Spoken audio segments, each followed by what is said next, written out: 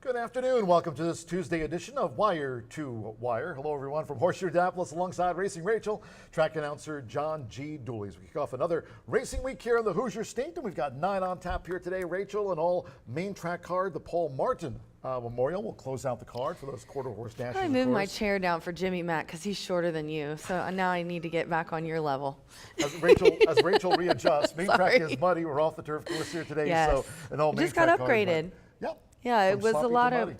I know this happens all the time. Okay. I'm all set now. Mother Nature loves to make us look bad because it rained all morning. I had to drive Ray down the driveway to the bus stop. I was just telling John it rained from I think 5 to Ray gets on the bus like 7:30. So definitely a little confusing because if you look out the window, it's gorgeous today.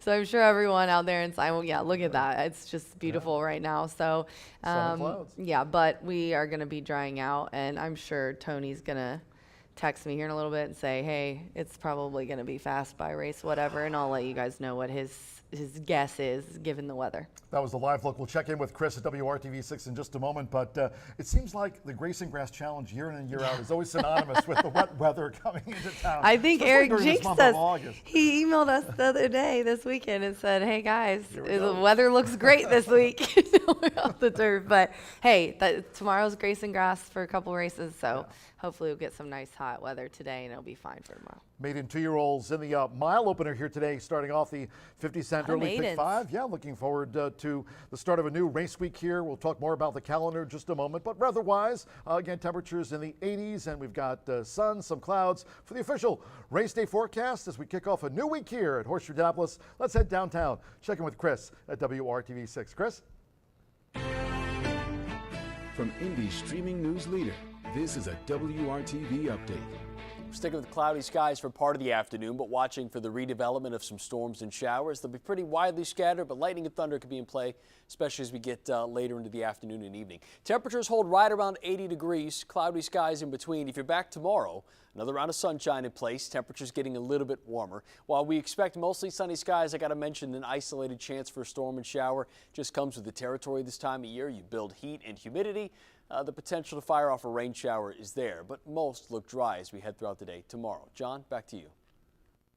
All right, cheers. Chris, appreciate that forecast. And of course, in seasons past, we've had Todd Clausen always remind us to stay weather aware, especially during these summer days when you get that heat, humidity, and clashing with the air. So we certainly will stay weather aware and alert here today at the racetrack. Appreciate that, Chris.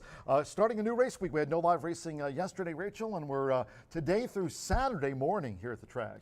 Yeah, we have a very, very busy week this week. And, you know, having the Silks and Roses event on Friday that we moved this Monday, and then also having a quarter horse card this Saturday this weekend. It was nice to have those few days off because this week is going to be very busy, but we're very excited for some amazing racing and amazing cards. But that being said, we definitely need to take a look at the standings. You updated the stats for Fernando today on social media, I saw. Marcelino Pedroza Jr., he's been busy winning. So too Rob Dobbs Jr., what a month he had July as we head now through the early portion of August. But here's the updated leaderboard. Fernando de la Cruz on 54 wins. Joe Ramos, of course, a past riding champion here a couple of seasons ago on 48. Marcelino Pedroza Jr. right now for the bronze medal, and Marcelino with riding titles here in 2017, 19, and 2021. And last year's champion, Alberto Burgos, one of those riders with 40 wins or more. Fernando topping the table on 54. Trainer side of things, it's tight. Randy Klopp and John Harron, they're only 2 wins apart, and both those stables winning at 21%. Yes, and I love to see Tiana in the top 10 and Michelle in the top 5. Brad Cox is 6. Aaron West having a great year, as well as Ethan with Chunk of Gold winning the West Virginia Derby. That was cool. Right? Yeah. And then Gennaro 3rd, John Herron, as you mentioned, and Klopp. So a very, very contentious leaderboard as we are about halfway through here. Paul Martin overnight stakes for the quarter horses. That'll wrap up the card. And of course, quarter horse jockey wise, Edgar Diaz having a really terrific meet. And Danny Martinez is always solid for Tony Cunningham. You talk about some of those popular quarter horse jockey and trainer combinations. And looking forward to the memory of Paul Martin today with that overnight stakes named in his honor in the finale. Very, very special guy. He was wonderful. He's very near and dear to my heart. Him and his wife, they were always my dates to the all of the award ceremonies in the winter, they took care of me, made sure I could MC and still eat, which was always and drink, which was always very nice to see Paul's handsome face with a glass of wine when I was done. But yeah, he passed away from cancer, but we love him very much, and we're going to have his overnight stakes tonight. We'll remember Paul's memory with the finale here today. And then, as we noted, racing today, and of course, Wednesday, Thursday cards at 2:10 p.m. Eastern. Special Silks and Roses event here Friday night at 6. Speaking of quarter horses, then we'll be back this coming Saturday with that old quarter horse card kicking off at 10:45 a.m. Yeah, very excited to get up bright and early. As John has gotten up for me very many times to do the show, he has all the traffic, so I'll be here. 65 South is closed this weekend too, by the way. This is his excuse. Construction It's really getting out of not. I'm just downtown. kidding. I know. I You can believe check you. with IDOT, I'll bring You it. should see some of the, anytime I get on the interstate around Greenfield, it's like that, so I feel you. From IDOT to Beat the Bot. Today, contest-wise, of course, we had no Dooley's Legends yesterday, but today, Beat the Bot as we, kind of team with artificial intelligence, AI. It's all a thing, and of course, checking in with Grok. Hey, Grok, who's going to win the opener today? And today, Beat the Bot. We have a very special AI developed by Daily Racing Form. So it's not just like asking Grok or ChatGPT. This is I have, and they do a very good job. But it's mainly just most likely winners and such. This is a DRF cultivated AI that we have, and there's AI Aaron. So he's going to post his picks for each race of the contest. AI Allen, I'm so sorry. And you get a shot for $100 for the weekly prize. Now, it's very important to remind you guys that everyone who beats him is in the drawing for $100. Right. So if you beat him, that's great. You're all in it. And then it's random to see who gets the $100 prize. But the sweetest part of this contest, I think, is you get a shot for the $2,500 finale. So be sure to sign up for Beat the Bot today. Wow, now we've got AI Allen here, Beat the Bot contest at Horseshoe Indianapolis. Thinking back to my day, it used to be just ask the Magic 8 Ball. Yep. Will Tyler Gaffalione win the mile yes or no? juvenile? Yeah, and that's all you likely. got. I understand. I used to have a Magic 8 Ball too. BA hat trick coming up on Thursday again, post time 2:10 for the next 3 race cards here before the 6 o'clock event. Silks and Roses here on Friday night, and that quarter horse card on Saturday kicking off bright and early at 10:45 a.m. But BA's hat trick, it's a popular contest, and that starts up this week, and allowing players to choose what bet they want on what race, 3 through 7, and this popular contest back in 2025. I love this. It's a $4 win play show, 2 exacta boxes with 3 horses, or you can do a try box. So it's kind of putting together a smart bet to see how you can make your money. The top player each week wins $250.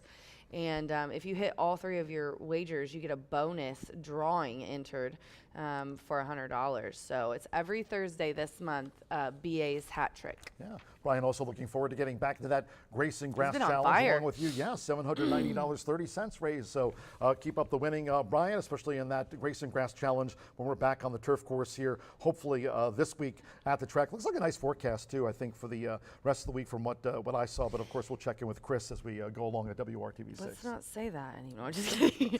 $790 was raised. Brian had $492.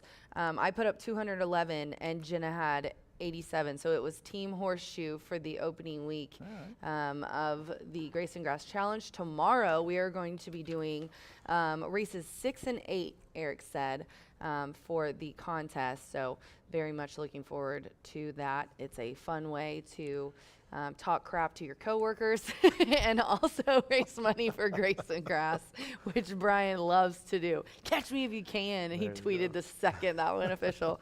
So yeah, very coming at you. Yeah, coming at you. We'll see. Scott is always the one I watch for at the end, and Nick, whenever he can get away with the time difference, he usually comes in with some big ones. Speaking of coming up and coming at you, Silks and Roses here on a Friday night. Hope you can join us for this great event, talking about women in the industry, women in racing, and their impact over such a long period of time, and saluting them. Silks and Roses here Friday night at 6 o'clock. We'll kick off, and also big night for our sister track in Anderson. It's Dan Patch night. Here they come. Fox Sports. A lot going on here in the Hoosier State on Friday night.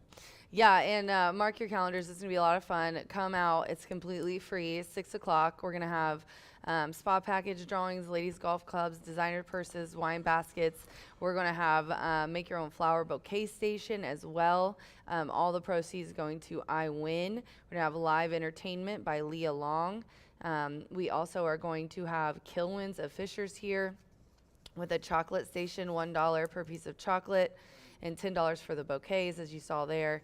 We have the I Win booth to pick up a t-shirt for $10 that will go to them as well. So Indiana Women in Need is who we are going to be promoting and raising money for. And also shout out to all my fellow lady handicappers. Off the top of my head, I gave Brittany Urton the PPs today. She's going to put together a bet. We're giving each of the ladies $100 to bet on the 5th race Friday. And Michelle Yu's going to participate, Caden, Gabby, Christina Blacker, all of the females you know and love in horse racing almost all came back and said yes. So very excited to be doing that and them donating their time and expertise to Indiana Women in Need. We give them $100. They're going to give us their bets. So then after Silks and Roses here on Friday night, we'll have that all quarter horse card coming up on Saturday at 10:45 a.m. and that'll wrap up the weekend for us. But then no live racing on Sunday, nor I think Monday. I think is the way the schedule. I think we're back on Monday. No, we're not. So We're racing Sunday, next Monday. week. Yeah, we're racing Tuesday, Wednesday, Thursday, and Right. Saturday next week. So no Monday. Yesterday, Another no Saturday Monday evening card next. too. Yeah, but we got another Saturday card. It's going to be a pretty fun month. I mentioned Fernando de la Cruz topping the thoroughbred jockey standings here, talking about some of the top quarter horse riders, including Danny Martinez. Paul Martin overnight stakes will close out the card here today, the 9th race at 6:15 p.m. And last year, Danny Martinez, Francisco Quintero, Tony Cunningham, dead heat in the Paul Martin overnight stakes. So looking forward to it here at 6:15. 9th race in your program, scratch the 3 Apolitical Mission and the 10 Arbitro. That was a big scratch, Arbitro. Yeah. He figured to be one of the choices there, but withdrawn. And also the 12 EOS Bit Chin Babe has been withdrawn. Kelly Girl draws in. We'll break from post position number 9. So looking forward to the Paul Martin overnight stakes. And I'm sure Martha Clausen will be along later today as part of the live broadcast with her thoughts and analysis on the Paul Martin stakes. I was hoping you were that one was going to draw in so I could hear you call EOS Bitchin' Babe. Bitchin' Babe. Alas, I scratch. love horse racing names. They're so good. Thanks to our big sponsors this year. We certainly appreciate them. Woodford Reserve, Tequila Herradura, Yeah, Breed Development, Murphy Trailer Sales, back with us here this year. Terrific customer service and loyalty since 1984. You can reach out to them at 765-361-8803. Also, our tote board and starting gate sponsor here this season, B&H Electric. They've got locations in Shelbyville, Seymour, also in Bloomington. They're on the web at www.bh-electric.com. Indiana Giant Hubler Ford. I told Nathan Klein, I was wondering if he picked up a nice truck to drive back there to the U of A Racetrack Industry Program, but we're not jumping out of bushes and surprising our Eric Hallstrom. Nathan, happy trails. He's there at Shelbyville and Franklin, and also Indiana's Giant Hubler on the web. Tell them Rachel sent you. At drivehubler.com. You heard it right from Rachel's mouth. Social media, have you covered?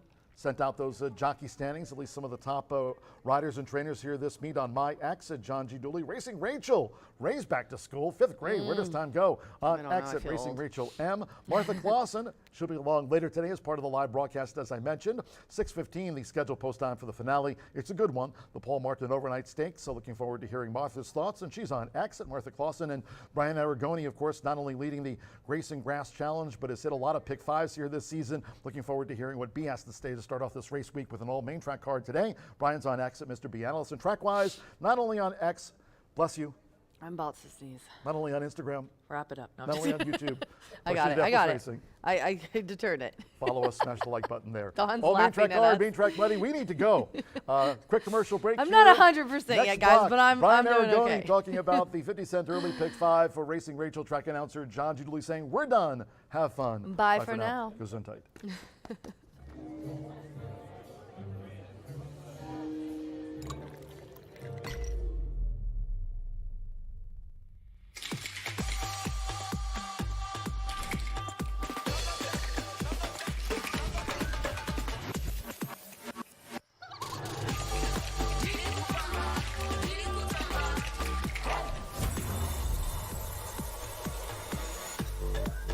Tequila Herradura. Extraordinary Jack awaits. Daniels starts here. From cave spring water to sugar maple charcoal to smooth Tennessee whiskey. Made by those who pour everything into their craft. That's what makes Jack, Jack.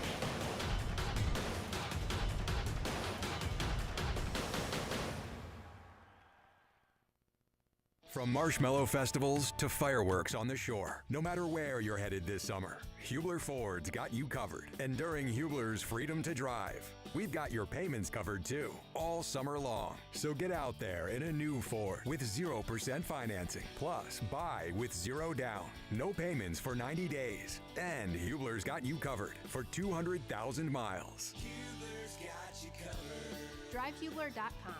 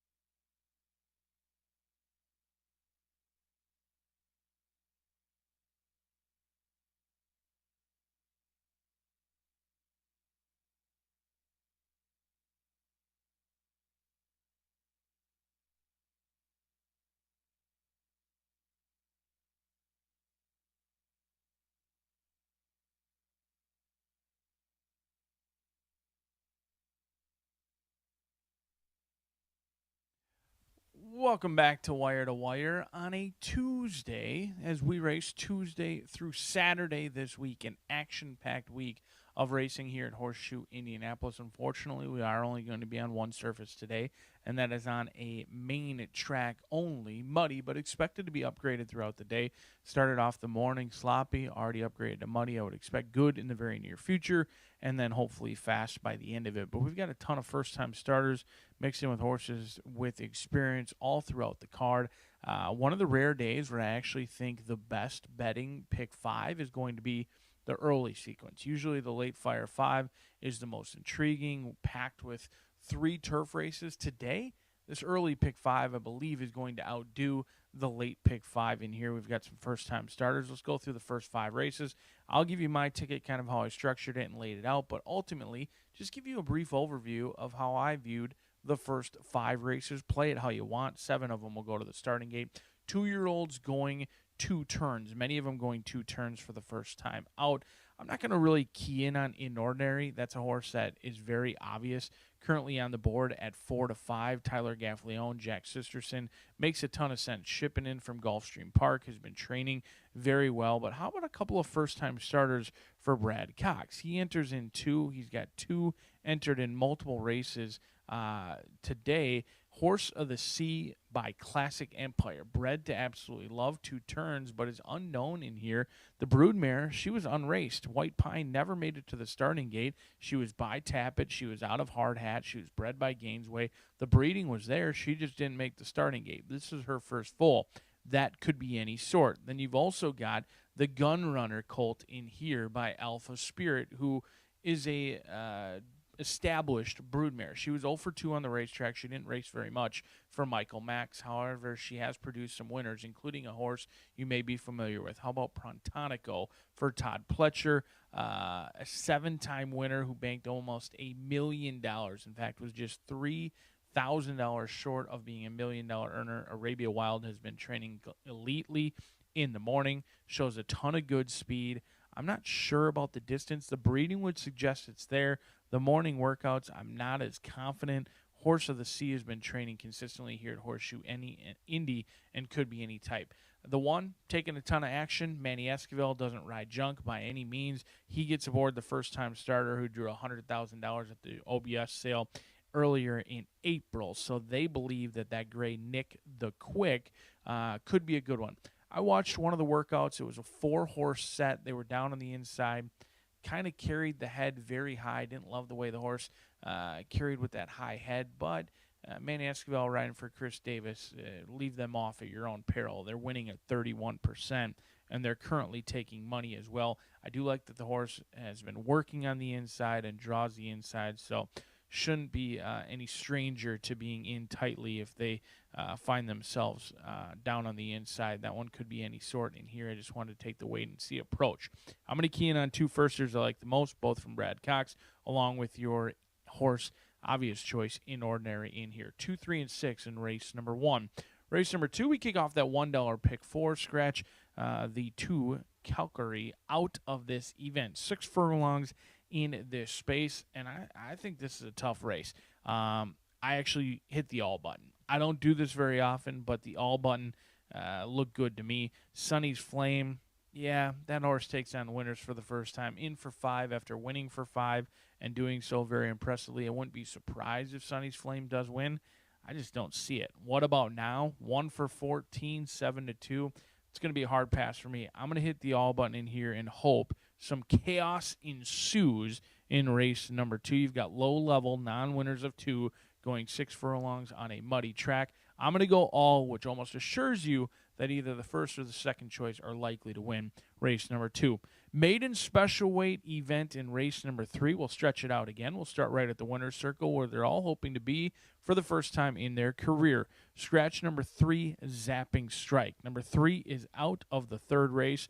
I'm keying in on 2 horses in here, and both of them have experience. Again, you've got 2 first-time starters from Brad Cox, Game and Smart in the 4-hole, and Tappet Town for Brad Cox, a $600,000 purchase for John Oxley debuting here.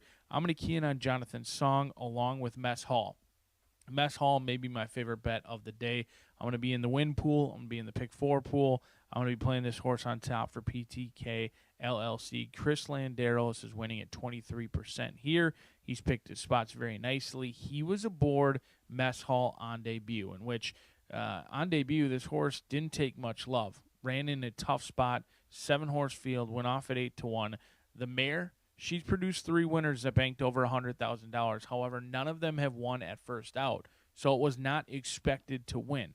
I don't love that they had 20 workouts prior to the debut. They were cold on the board. They showed brief speed before losing ground mid-turn and then shifted out. And in the lane, this horse clearly showed to me that they want much more ground. Second start, sprint to route for Bill Collins is 29%. I think this horse, the plan all along was to go long, and I think Mess Hall will use that experience to his benefit today. 2 and 6 for me in race number 3 with a win wager on the 6th. Race number 4, maiden special weight event. Scratch number 6 and 7 out of this field. 8 of them will go to the starting gate. See ya, wouldn't want to be ya. This horse could be any sort in here. Florent Giroux still looking for that elusive first victory here at Horseshoe Indianapolis. He's taken a ton of money when he's been aboard these horses. He's got 2 seconds and a third when he's been aboard. And Sia Wouldn't Want to Be Ya is likely to give him his first win. However, was beaten at 2-5 last time out. There was really no super distinct issues or anything I could point to. They broke fine. They settled just off the leaders that day. They were asked for run 3 wide into the turn and just ultimately couldn't push past. Am I a little bit fearful that this horse just likes to settle for less after a couple of back-to-back seconds that they easily could have won and didn't? Certainly. However, if you don't single here, I had a difficult time separating the rest. This race could easily be one that I am completely wrong on. I'm going to single C You Wouldn't Want to Be on both the early pick 5 as well as the late fire 5. It is the obvious choice. It's not overly creative. I'm trying not to overthink this. However, this race is very wide open. If you scratch off this favorite and you can navigate this race getting through with maybe 2 or 3 horses, you're going to put yourself in a very nice position to cash a very nice ticket in this early pick 5. Race number 5, our first event that is off the turf with scratches of number 4, 6, 7, 8, 10, 11, 12, and 13 out of this event. A few of them will go to the starting gate in here. In fact, 5 of them ultimately will hit the starting gate. 3, 5, and 9 for me. This is a race that I just don't really have many strong opinions. I mean, I know I'm using 60% of the field. Kanazawa hasn't been within a city block and tries the dirt for the first time. Air Force Thunder is all of 0 for 11 and spit the bit last time in a race very similar to this one with really no excuse behind Swift Kelsey. And then Extreme Dream is a horse who has just been green and kind of all over the track in the lane, and I'm not sure that changes today. 3, 5, and 9, we do have a first start for trainer Glenna Loriano in that race. It's her first career start. She also owns the 3-year-old filly by Accelerate. That one seemingly lands in a good race to have your first start and potentially get your first win.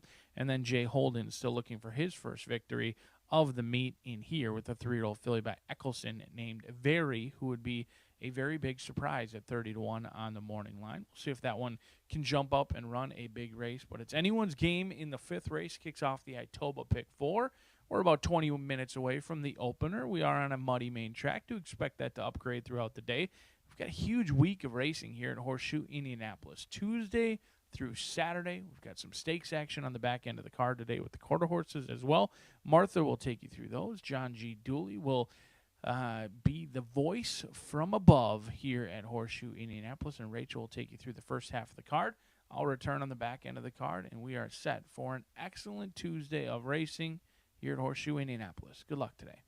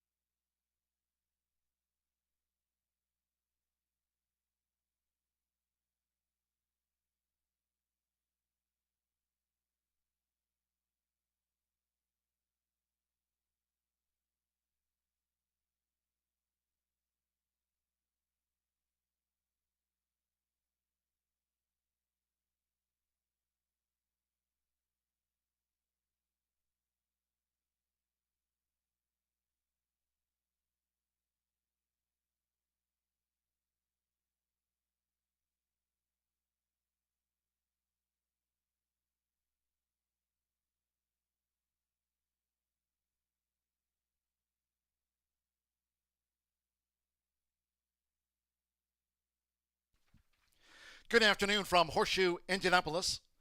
Hello now from the broadcast booth. Track announcer John G. Dooley. 9 races carded and all main track card. We're off the turf. Main track is labeled muddy at this hour. Mix of sun and clouds. Temperatures in the mid-80s. Main track muddy. If you have your programs close by, let's take a look at the changes and corrections on today's racing program. As noted in all main track card, Mid and Juvenile Mile starts it off. Scratch number 7, After Party. Number 7, After Party, has been scratched from the maiden mile opener. In the second race sprint, scratch number 2, Calcolary. Number 2, Calcolary, has been scratched. In the third, here's scratch 3, Zapping Strike. Number 3, Zapping Strike, has been scratched.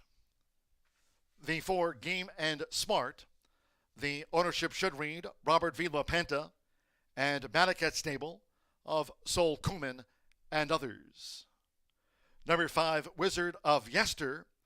The ownership Brookdale Racing Incorporated of Nadir Alali.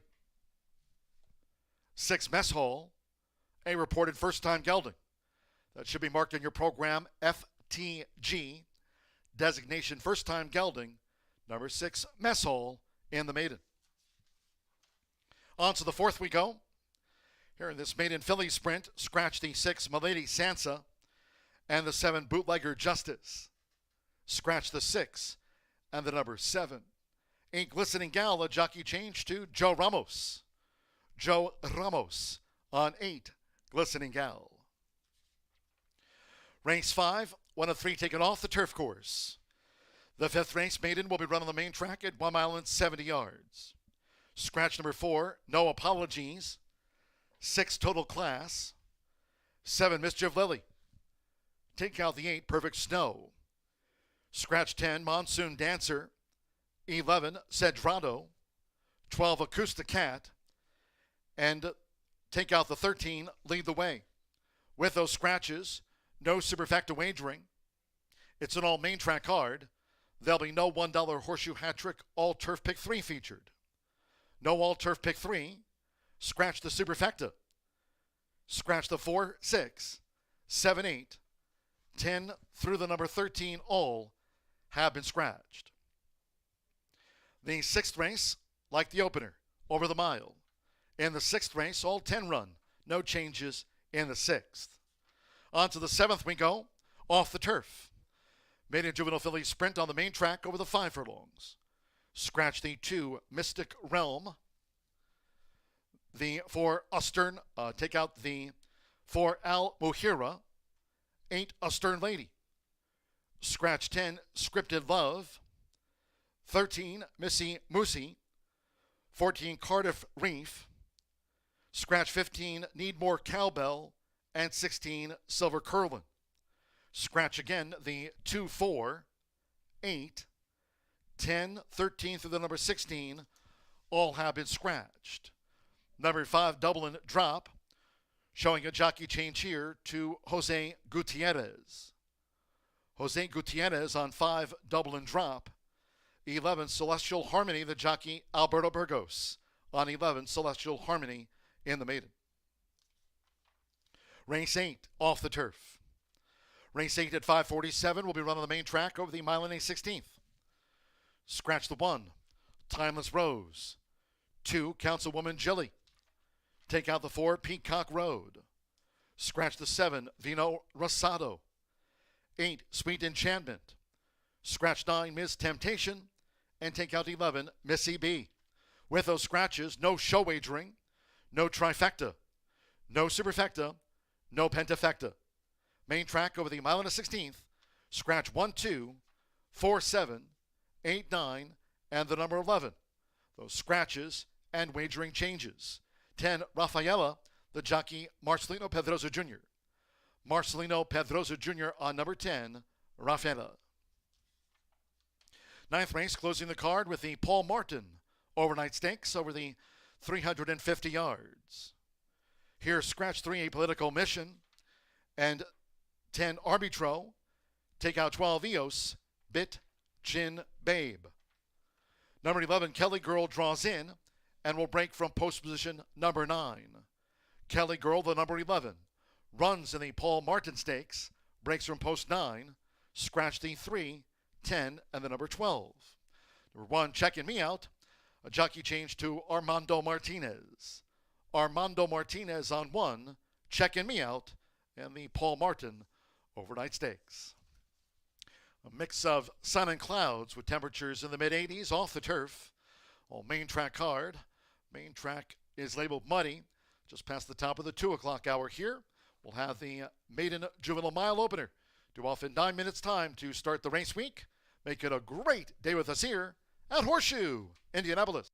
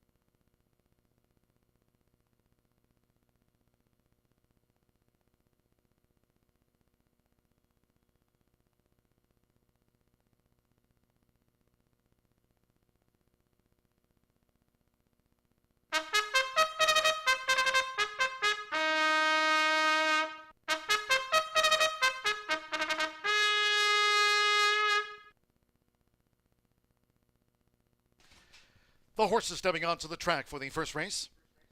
The maiden juvenile mile, a field of 6. Scratch number 7, After Party. Number 7, After Party, has been scratched. Number 3, In Ordinary, excused by the stewards from the post parade. That's the 3, In Ordinary, excused from the post parade, per the stewards. Race 1 with exacta, trifecta, superfecta, double pick 3. Start to the 50-cent early pick 5. All main track hard, main track muddy. 2 minutes to post time. 2 minutes.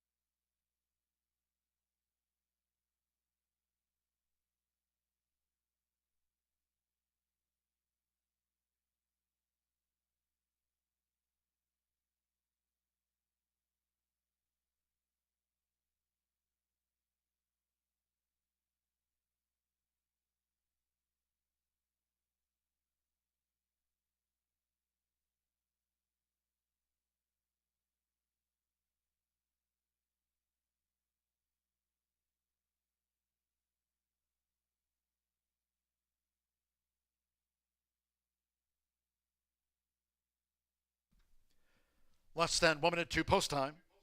Less than 1 minute.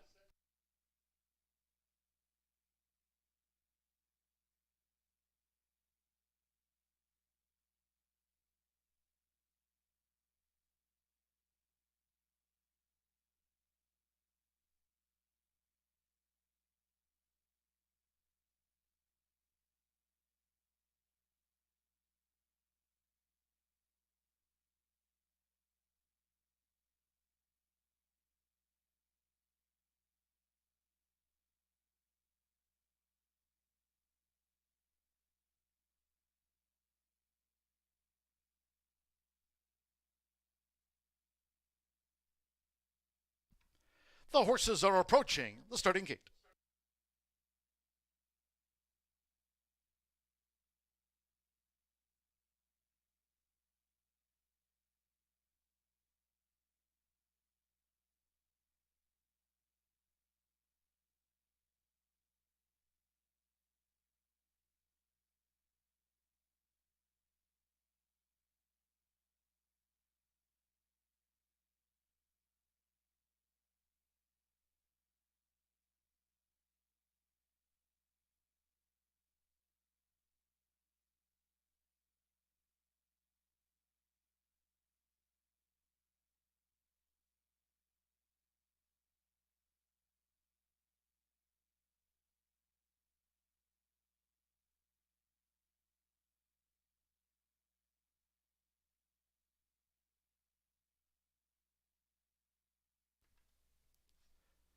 The horses have reached the starting gate.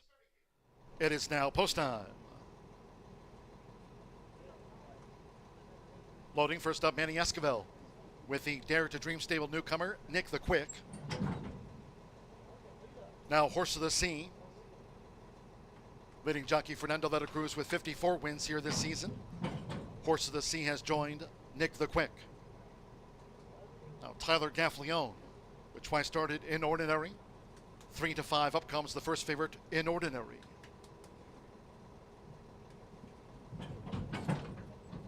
Alex Achard with JR Sweet Feet. 2 back at the mile start.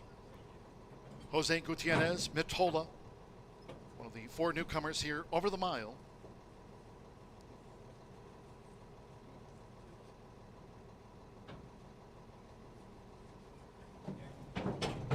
One more, Marcelino Pedroza Jr. with Arabia Wild. Like Horse of the Sea, both debut for Brad Cox.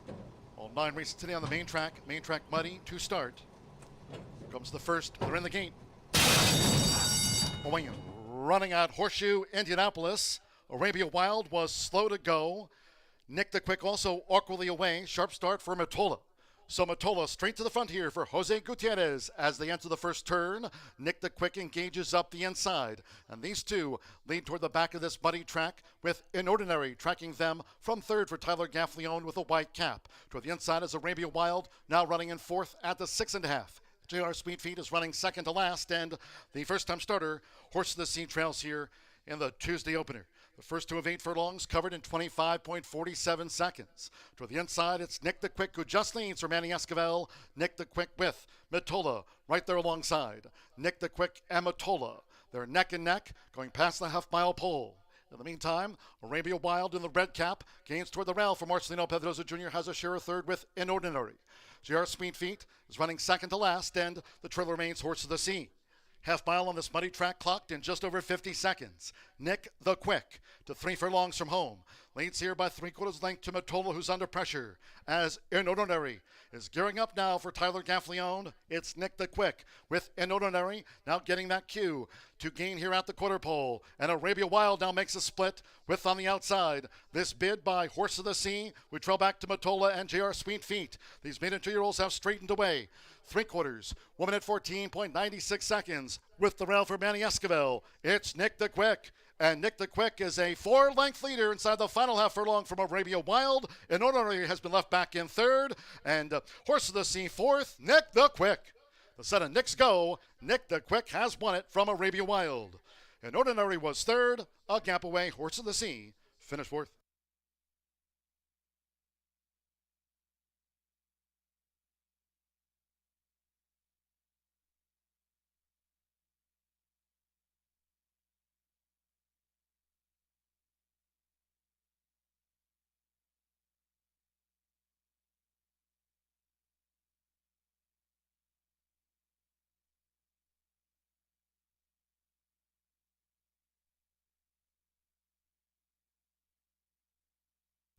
$140.36.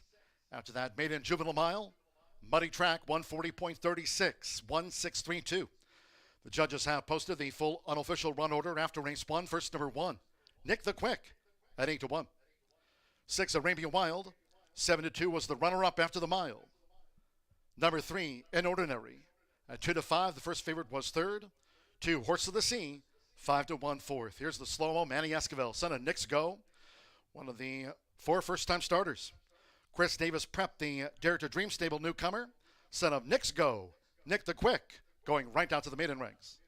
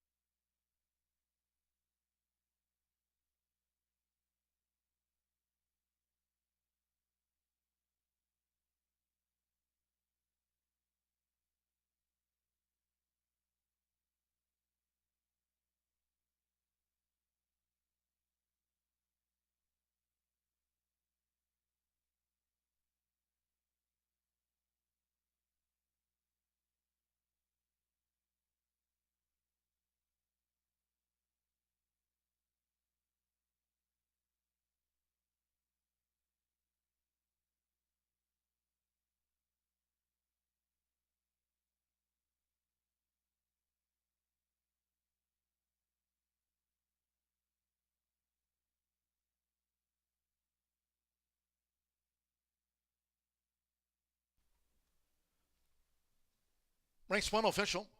Stepping into the Murphy Trailer Sales winner's circle here, the one, Nick the Quick, with Manny Esquivel. Nick the Quick is a 2-year-old Grey Roan colt by Nick's Go, out of the Tisnow mare, Tisabella. Chris Davis trains for Michael and Alan Fabers. Dare to Dream Stable, LLC. The winner was bred in Kentucky by Bug Thoroughbreds. Horseshoe Indianapolis congratulates the winning connections of Nick the Quick.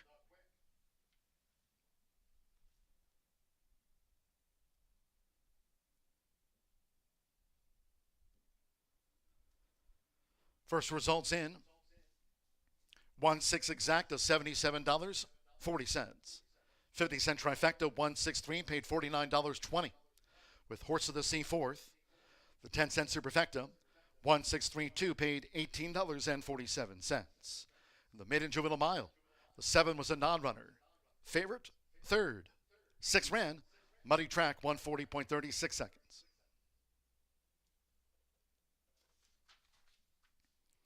"20 minutes away from race 2. In the sprint, scratch the 2, Calcolery. Number 2, Calcolery has been scratched.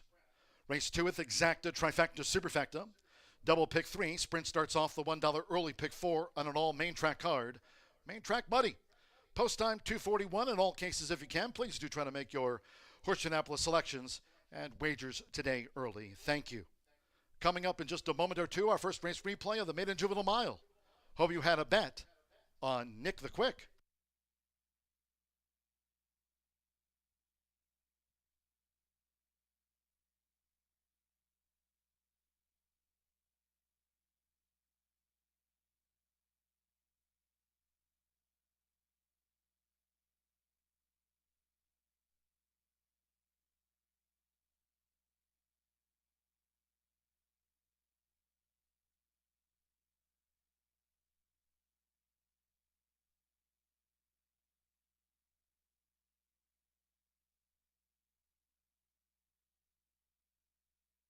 First, they're in the gate. Running out Horseshoe Indianapolis. Arabia Wild was slow to go. Nick the Quick also awkwardly away. Sharp start for Matola. So Matola straight to the front here for Jose Gutierrez as they enter the first turn. Nick the Quick engages up the inside. And these two lead toward the back of this muddy track with Inordinary tracking them from third for Tyler Gaffleone with a white cap. Toward the inside is Arabia Wild, now running in fourth at the 6.5. JR Speedfeed is running second to last, and the first-time starter, Horse of the Sea, trails here in the Tuesday opener. The first 2 of 8 furlongs covered in 25.47 seconds. Toward the inside, it's Nick the Quick, who just leads for Manny Esquivel. Nick the Quick with Matola right there alongside. Nick the Quick and Matola. They're neck and neck, going past the half-mile pole. In the meantime, Arabia Wild in the red cap gains toward the rail for Marcelino Pedroza Jr. has a share of third with Inordinary. JR Speedfeet is running second to last, and the trail remains Horse of the Sea. Half mile on this muddy track clocked in just over 50 seconds. Nick the Quick to 3 furlongs from home. Leads here by 3/4 length to Matola, who's under pressure, as Inordinary is gearing up now for Tyler Gaffleone. It's Nick the Quick with Inordinary now getting that cue to gain here at the quarter pole. And Arabia Wild now makes a split with on the outside. This bid by Horse of the Sea. We trail back to Matola and JR Sweet Feet. These maiden 2-year-olds have straightened away. 3/4, 1 minute 14.96 seconds with the rail for Manny Esquivel. It's Nick the Quick. And Nick the Quick is a 4-length leader inside the final half furlong from Arabia Wild. And Ordinary has been left back in third. And Horse of the Sea fourth. Nick the Quick. The set of Nick's go. Nick the Quick has won it from Arabia Wild. And Ordinary was third. A gap away. Horse of the Sea finished first. They're in the gate. Away.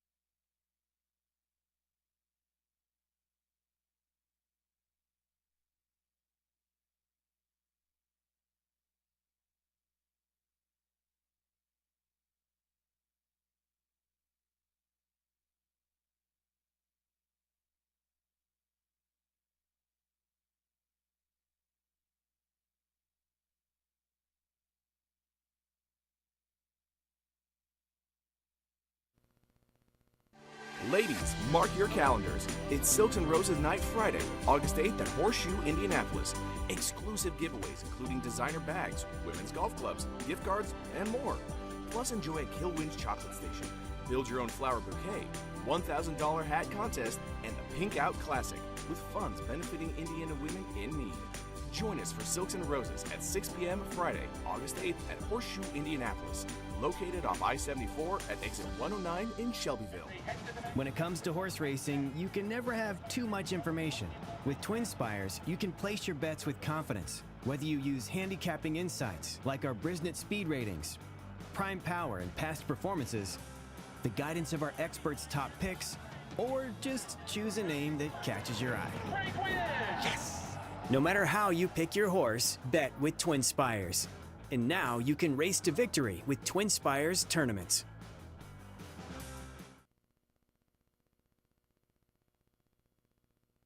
At the Thoroughbred Aftercare Alliance, we believe in giving every thoroughbred a second chance. And thanks to you, the owners, trainers, breeders, and every supporter, you've created a ripple effect of change that's helping these magnificent animals move on to new careers and safe, fulfilling lives after racing. Every single donation, whether big or small, is contributing to a brighter future. But this race is just beginning. Because of you, we have gained incredible momentum and we're ready for more.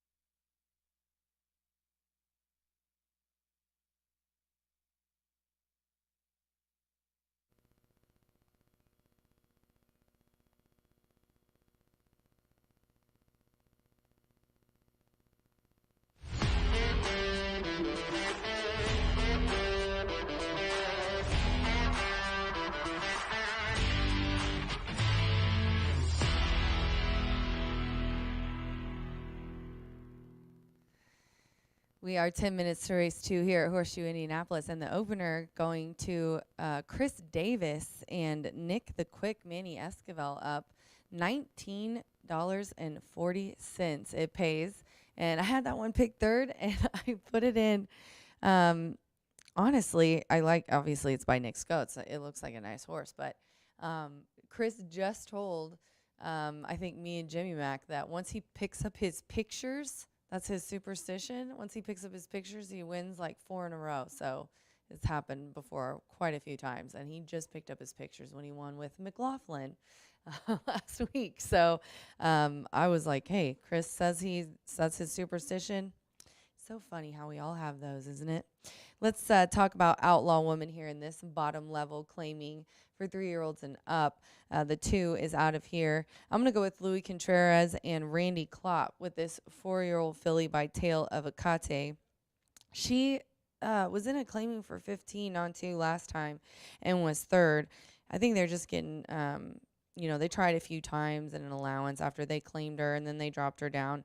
They claimed her at Turfway off the Poly. She was 4th only by 2.5 lengths, so she was right there in a full 12-horse field. They claimed her for $7,500, and they're dropping her down to 5. She did break the maiden last year, last month of the meet, November 7th, in a maiden special weight. She was the bettor's favorite. those last few races here for the year. So definitely a nice filly, I think. I think she broke her maiden and she's just kind of having trouble figuring it out. Drop her down, maybe give her a little bit of a confidence boost.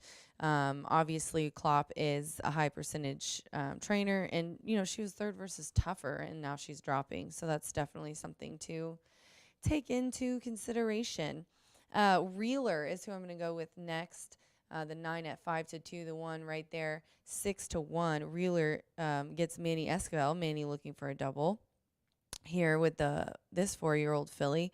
Cipriano Contreras is the trainer and also co-owner with Bill Davis Desperado Racing. This horse debuted 2025 May 3rd and was third in an allowance, then tried routing on the grass, didn't like that at all, and then he took her back to sprint, and they took her back to sprint, and Sippy claimed her for 15.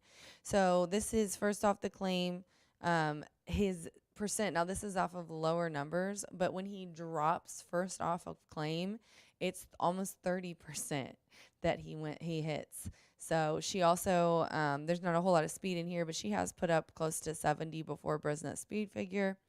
Down 2+ classes, Sippy's 28%. So this is a pretty good move. When Cipriano does this, he's high percentage everywhere, even first off the claim, he's 18%. Then I'm going to go with the 8, Shield Me with Prayer.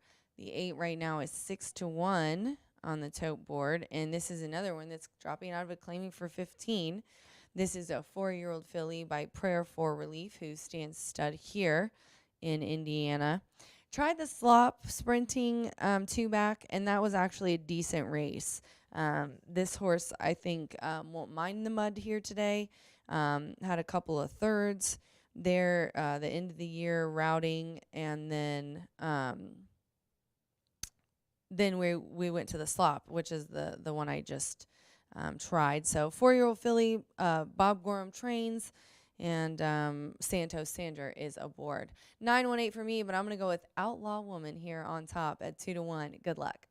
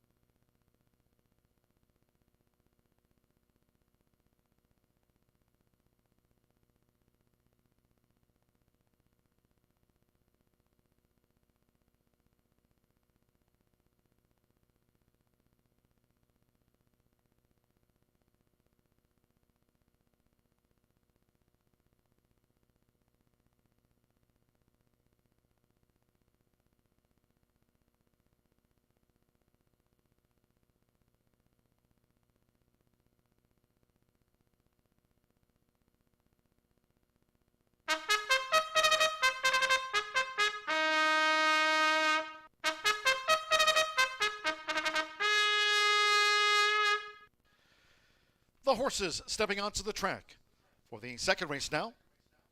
This sprint over the 6 furlongs, a field of 8. Number 2, Calcolary, has been scratched. Scratch number 2, Calcolary. Race 2 features Exacta, Trifecta, Superfecta, Double Pick 3, and starts the $1 early Pick 4. All main track card as noted, and the main track here remains labeled muddy. 3 minutes to post time. Now 3 minutes to the off.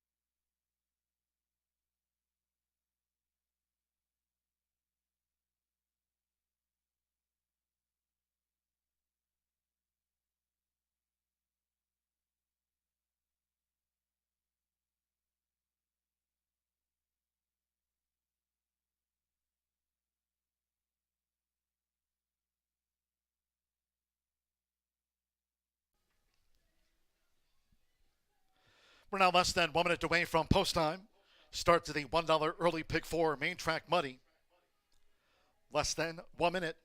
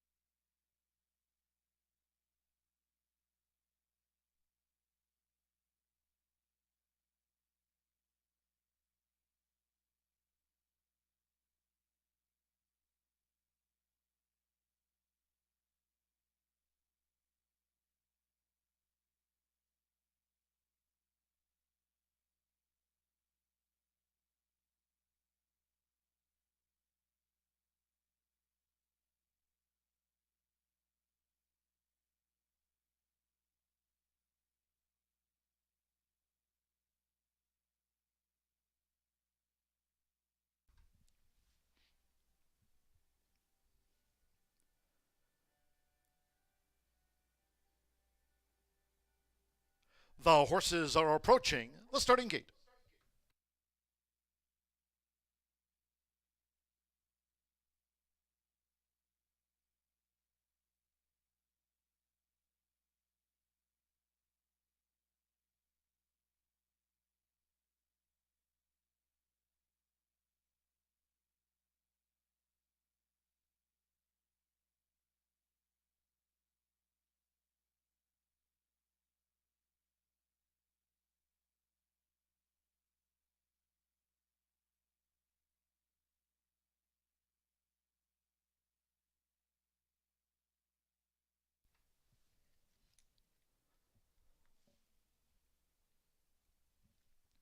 The horses have reached the starting gate. It is now post time.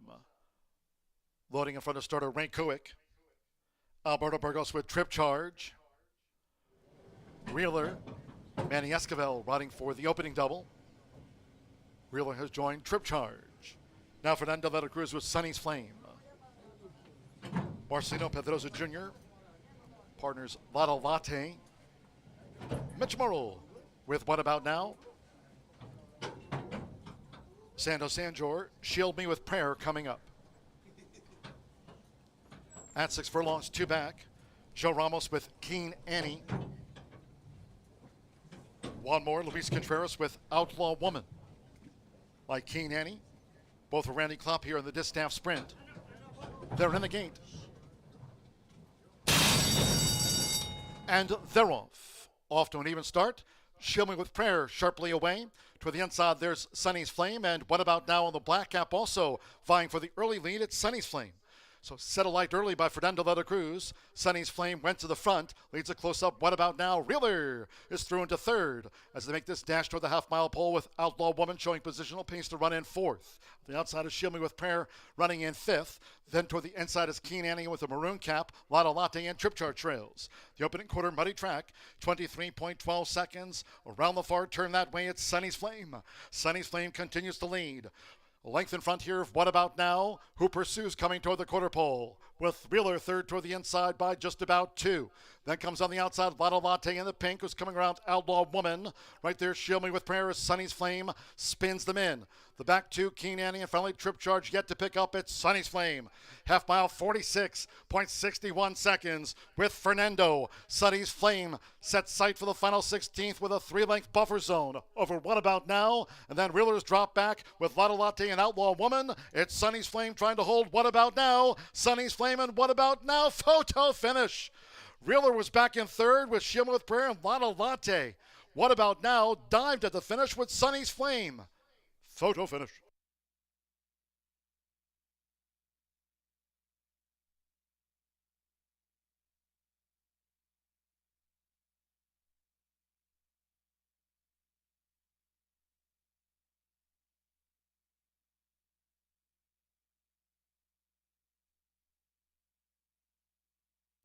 Photo, 1:11.95 seconds after the Distaff Sprint muddy track, 1:11.95. This is a photo finish.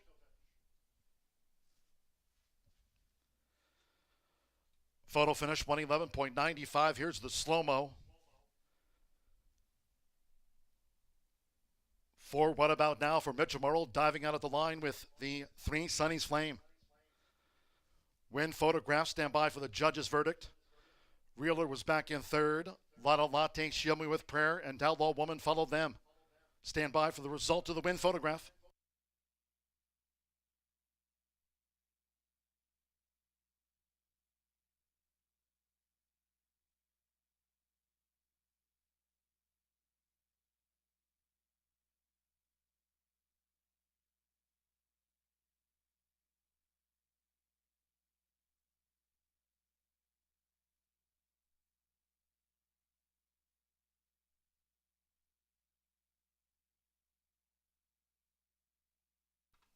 Four, 3, 1, 7. For What About Now? 5-1 got up on the line. 3 Sunny's Flame at 5-2 denied. The 1 Wheeler, 6-1 third, and 7 Lotto Latte fourth. Mitchell Murrell, Tim Eggleston, Robert Ray. Congrats, Philly. What About Now? Up in time.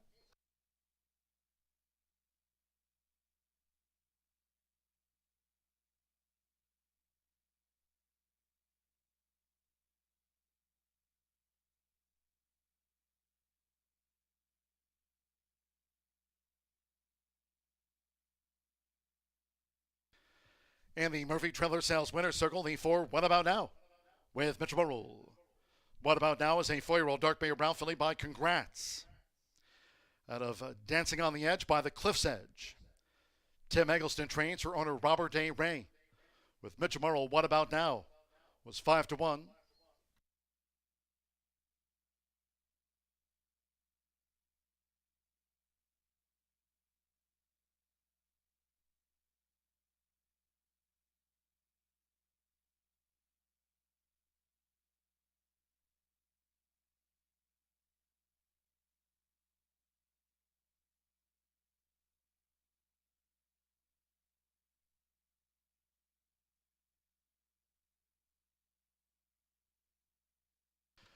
Race 2 official.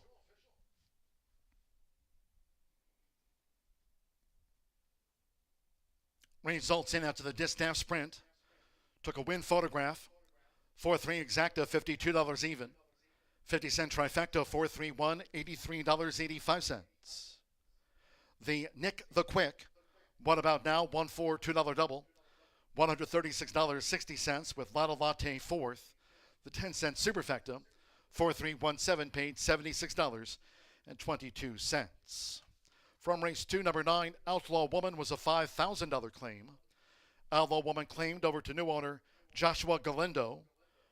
Trainer Clamaco Galindo Torres claimed away Outlaw Woman for $5K. 111.95. On to race 3 we go. Main track here now upgraded to fast. Fast track going forward. All main track card again, we're off the turf. Main track now upgraded to fast. Scratch 3 zapping strike from the maiden. Scratch the 3. 4 Game and Smart. The ownership, Robert V. LaPenta and Madaket Stable of Sol Kuman et al. The ownership of 4 Game and Smart. 5 Wizard of Yester. Ownership Brookdale Racing Incorporated, that of Nadir Alali. 6 Mess Hall is a reported first-time gelding. That should be marked in your program FTG. Designation first-time gelding for the 6 Mess Hall. 3 is Scratch. Fast track now. Exacta, trifecta, superfecta, double pick 3. Post time will be 3:12.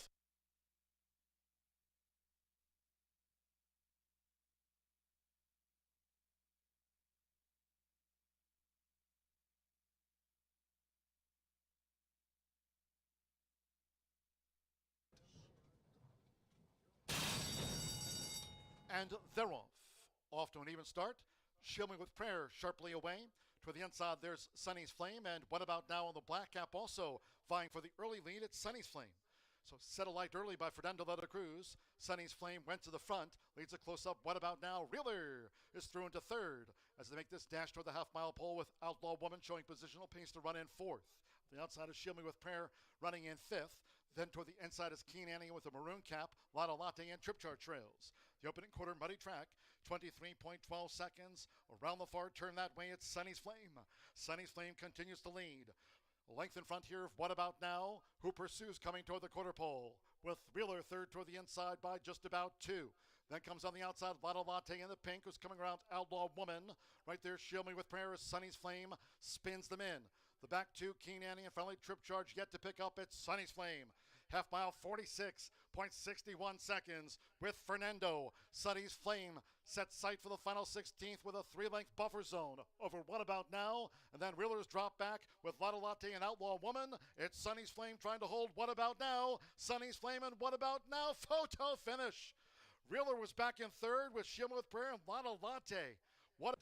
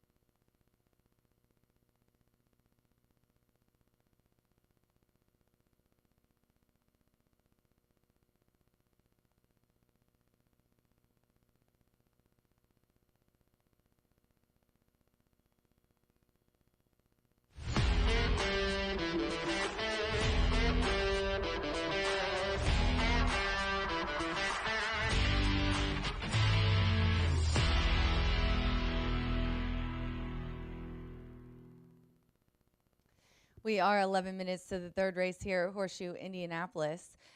Mitchell Merle with a nice winner, $12, I believe, for that last race. Tim Eggleston. What about now? Bet Mitch, get rich. Jonathan Song is who I'm going to go with on top here in this maiden race. We've got 4 more maiden races on the card today. A little bit of everything. Even the 7th race that did get taken off the turf is going to be an 8-horse field. So we're still good. I've got Jonathan Song in this 3-year-old in that maiden special weight. This one is going to be contested at 1.70 miles.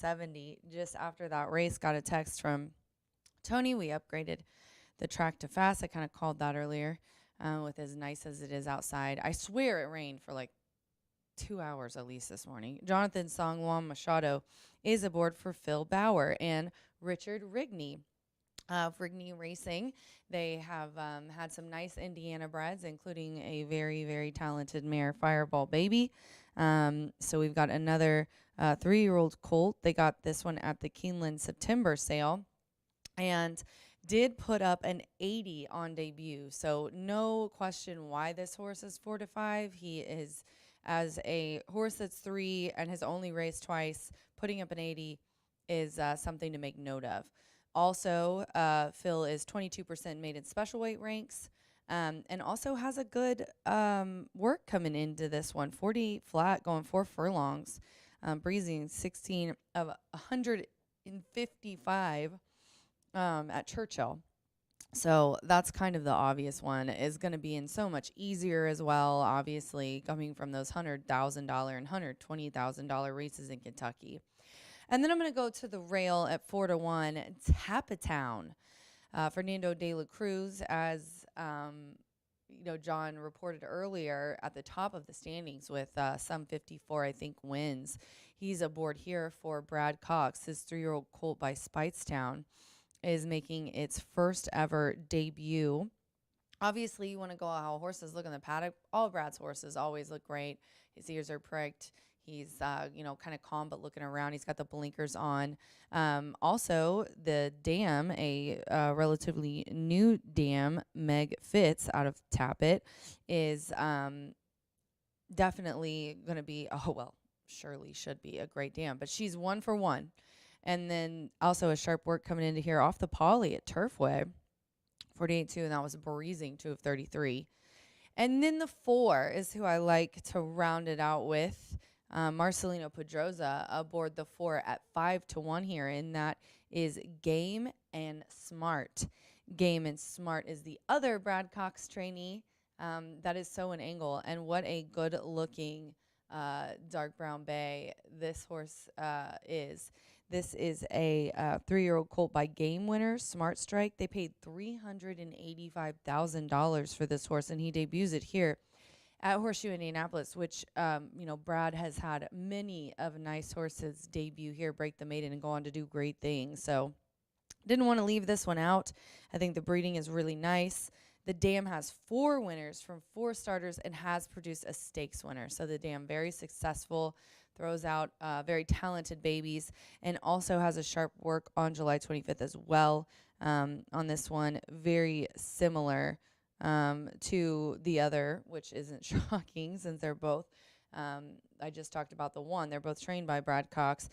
This one as well off of the poly, 4 furlongs, 48-3, breezing 4 of 33. So definitely include this one in there. But in these kind of races, the horse with the most experience scratches out. We've got first-time starters and horses who have just ran a few times, and quite a few that are dropping down in class, including the 7 Midnight in Finley.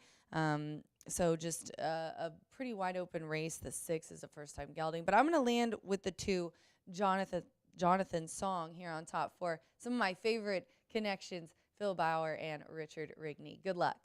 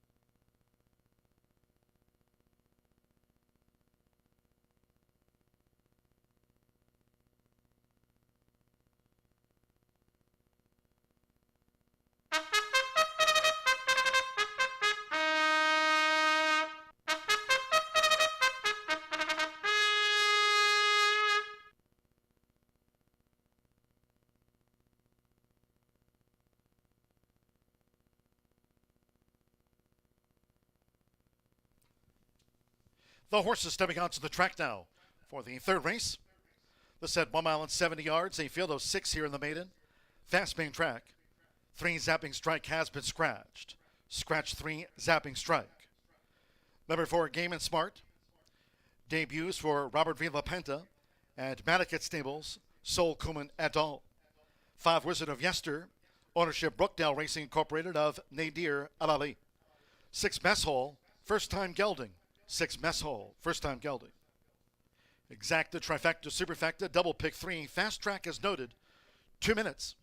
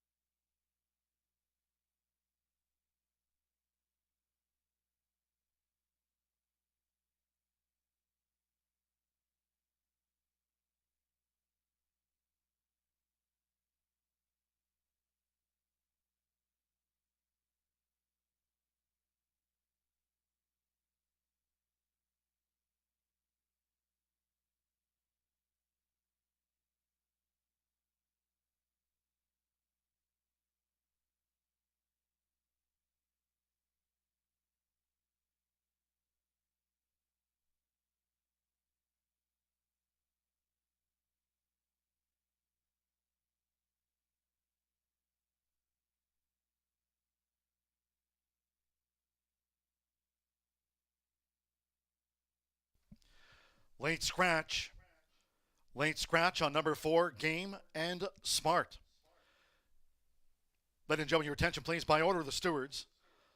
Upon recommendation of the track veterinarian, number 4, Game and Smart has now been scratched here from the maiden. All wagers on 4 Game and Smart refunds. There will be a 4 and 4 consolation double. 4 and 4, that consolation double. Those using 4 Game and Smart in a multi-race wager. Those multi-race wagers now transferred to the post-time favorite. Scratch number 4, Game and Smart.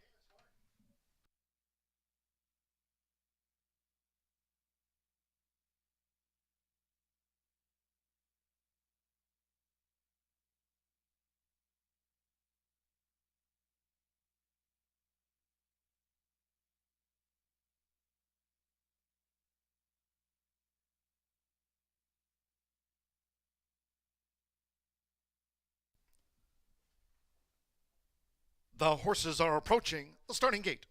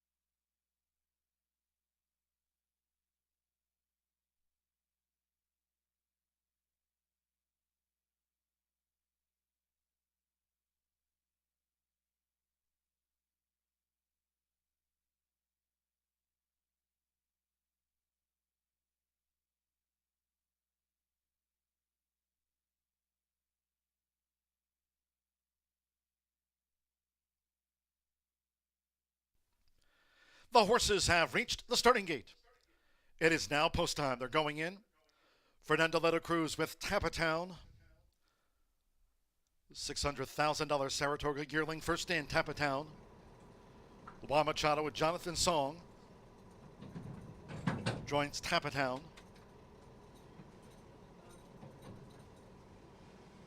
Oh, Adam Beschizza, first time starter, Wizard of Yester.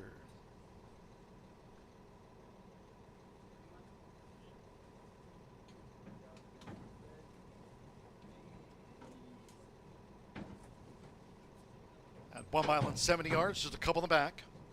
Chris Landeros Mess Hall was third here on sprint debut. Late scratch here on 4 Game and Smart. 4's a non-runner. One more, Joe Ramos. 3-time started Midnight in Finley to make up the 5. Fast track, they're in the gate. They're off. Tapatown hopped in the air, drifts back to last. Wizard of Yester, sharp away for Adam Beschizza.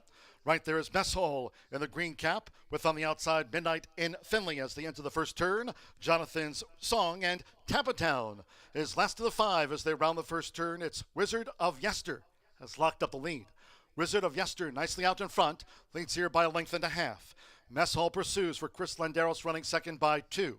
Juan Machado and Jonathan Song in the Rigney Red vying for third, with Midnight and Finley who's alongside for Joe Ramos, and with Fernando Leto Cruz. Tapatown trails the maiden quintet as they go up the back of this fast track, the quarter in 23.69 seconds. First time starter, Wizard of Yester allowed to dictate terms. An easy lead this for Wizard of Yester, who leads Town Mess Hall, remains second and close up. With on the outside, Midnight in Finley. In the orange cap, joined toward the inside by Jonathan Song, who's looking for a gap there. Jonathan Song needs a way through inside of horses, and Tapatown trails 6 lengths from tip to tail, and Wizard of Yester still controls the pace.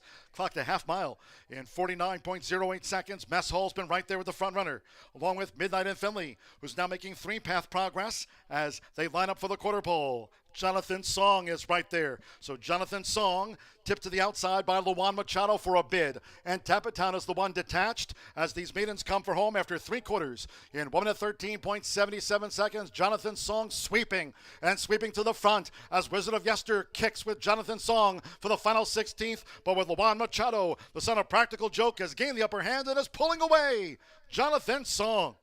Third time will be the charm for Jonathan Song, who scored by 4.5 from Wizard of Yester, who stayed on to run second in front of Midnight in Finley, then Mess Hall, and Tapatown was last of the 5.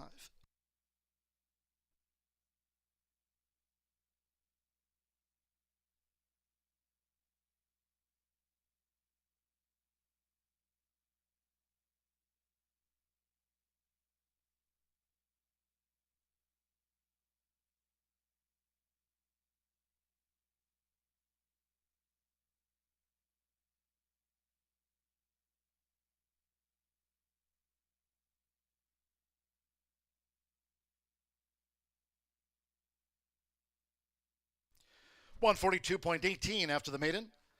Track upgraded from muddy to fast. 25762.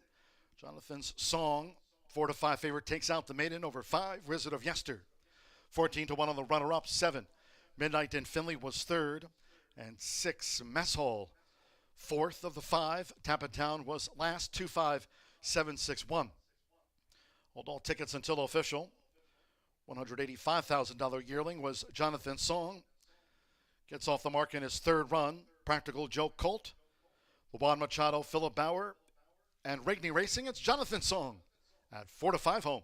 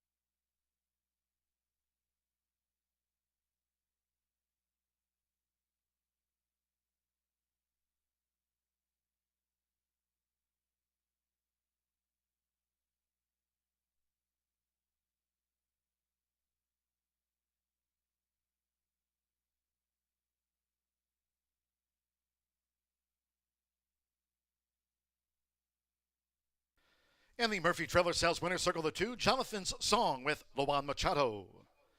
Jonathan's Song is a 3-year-old bank colt by Practical Joke. And a Mo Song by Uncle Mo. Philip Bauer trains for Richard Rigney's Rigney Racing. The winner was bred in Kentucky by Russell Jones.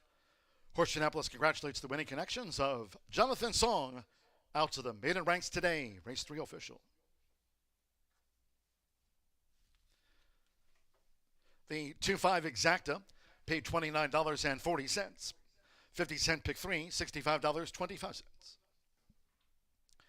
The 50-cent trifecta, 257, $23.25. 4-2 double paid $29.80. 4-4 consolation double, $12.20. Late scratch there on 4, Game and Smart. Refunds on the 4.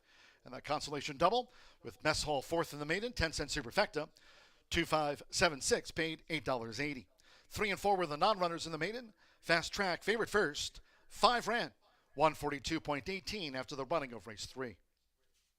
22 minutes away from race 4. In the maiden filly sprint, scratch the 6, Milady Sanson, 7, Bootlegger Justice. Scratch the 6 and 7. 8, Glistening Gal, a jockey change to Joe Ramos. Joe Ramos on 8, Glistening Gal. Exacta, trifecta, superfecta, double pick 3. Start to the 50-cent late pick 5, all main track card fast. 3:45, post time.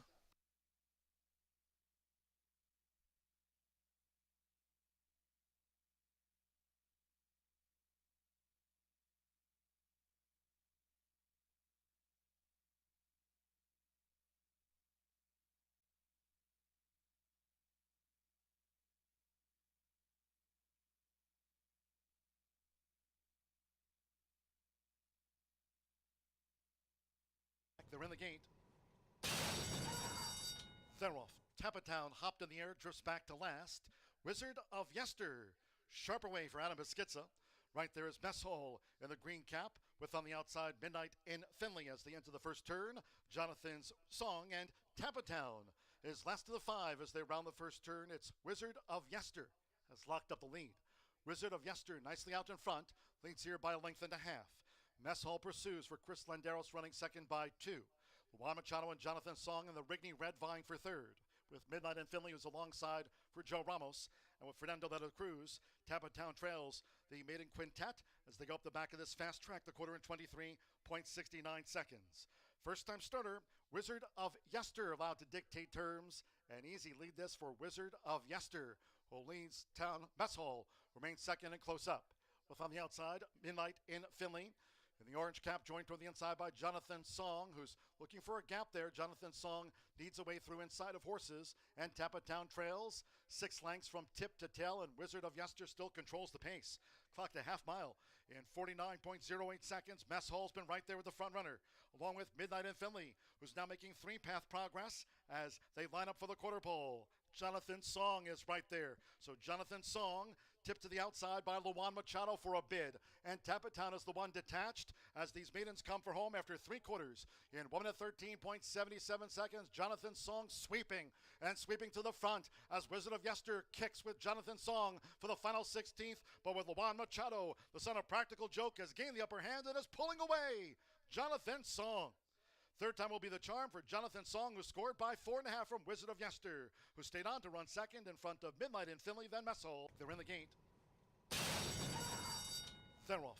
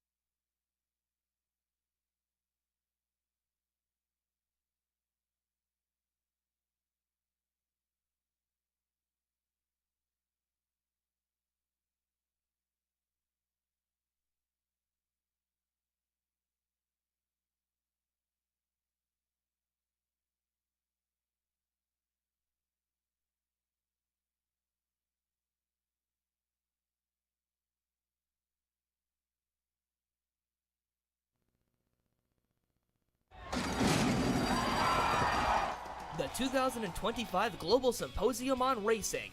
It's the premier networking event of the year. Connect with the who's who of racing. Collaborate face-to-face with key decision makers. Be a part of the international conversation.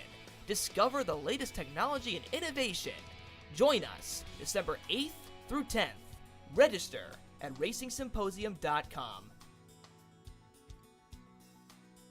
From marshmallow festivals to fireworks on the shore, no matter where you're headed this summer, Hubler Ford's got you covered. And during Hubler's Freedom to Drive, we've got your payments covered too, all summer long. So get out there in a new Ford with 0% financing. Plus, buy with 0 down, no payments for 90 days. And Hubler's got you covered for 200,000 miles. Hubler's got you covered. DriveHubler.com.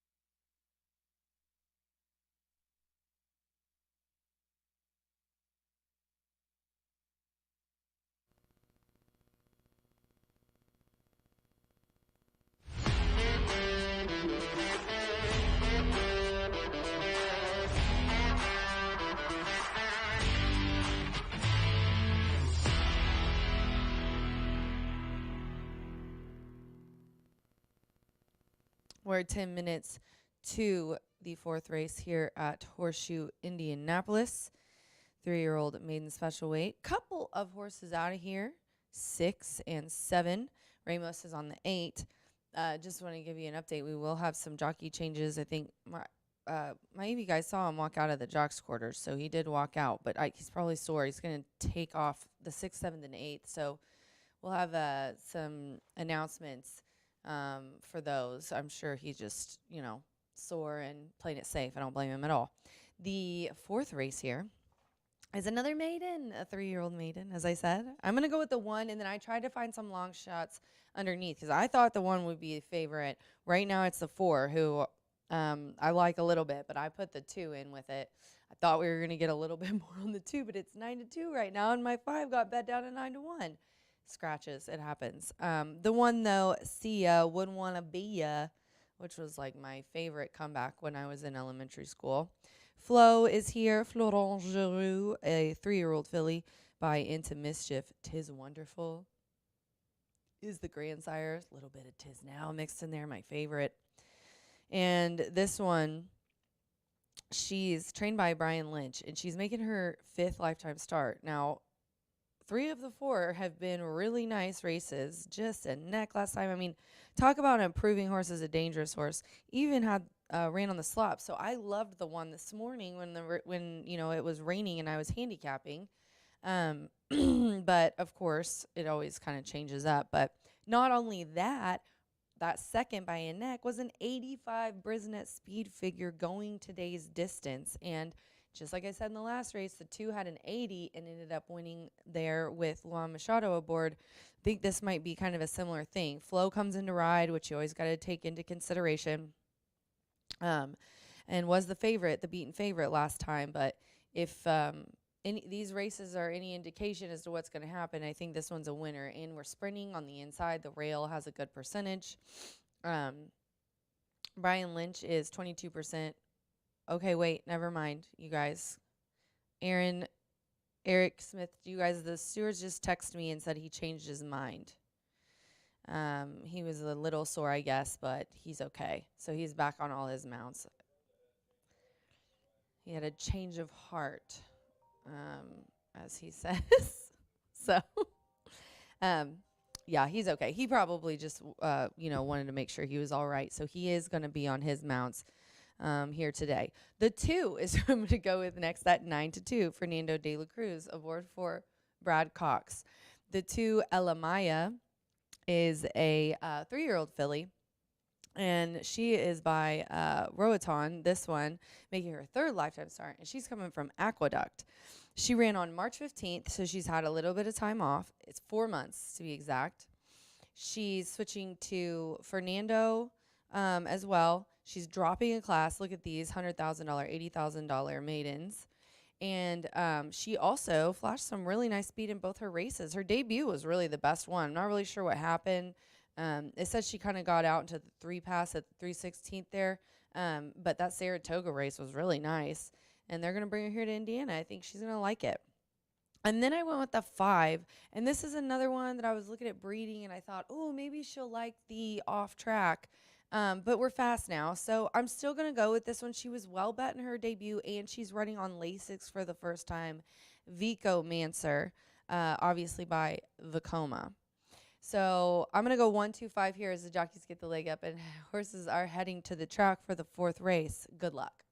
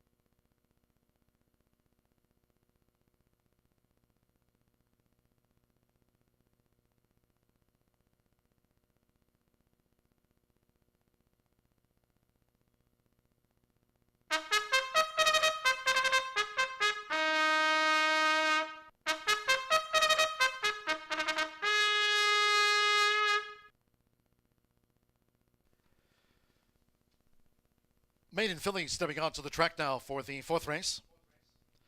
This race will be run at 6 furlongs, a field of 8. Scratch 6, Milady Sansa, 7, Bootlegger Justice. 6 and 7, both have been scratched. 8, Glistening Gal, a change of jockey for the Frosted filly to Joe Ramos. Joe Ramos on 8, Glistening Gal. Exacta, Trifecta, Superfecta, double pick 3, started the 50-cent late pick 5, all main track hard. Main track fast. Now 4 minutes to post time. 4 minutes.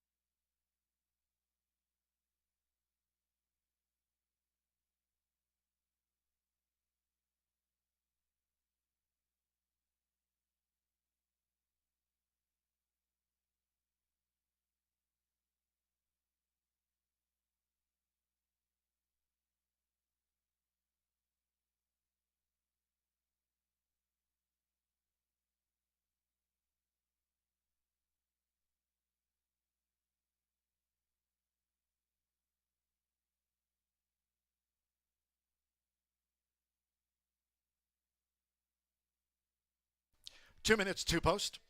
2 minutes.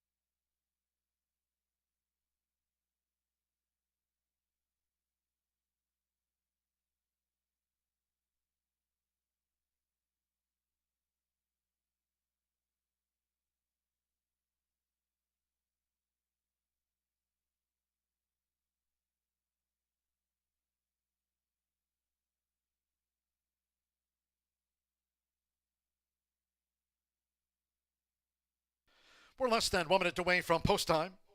Start to the 50-cent late pick 5 fast track. Less than 1 minute.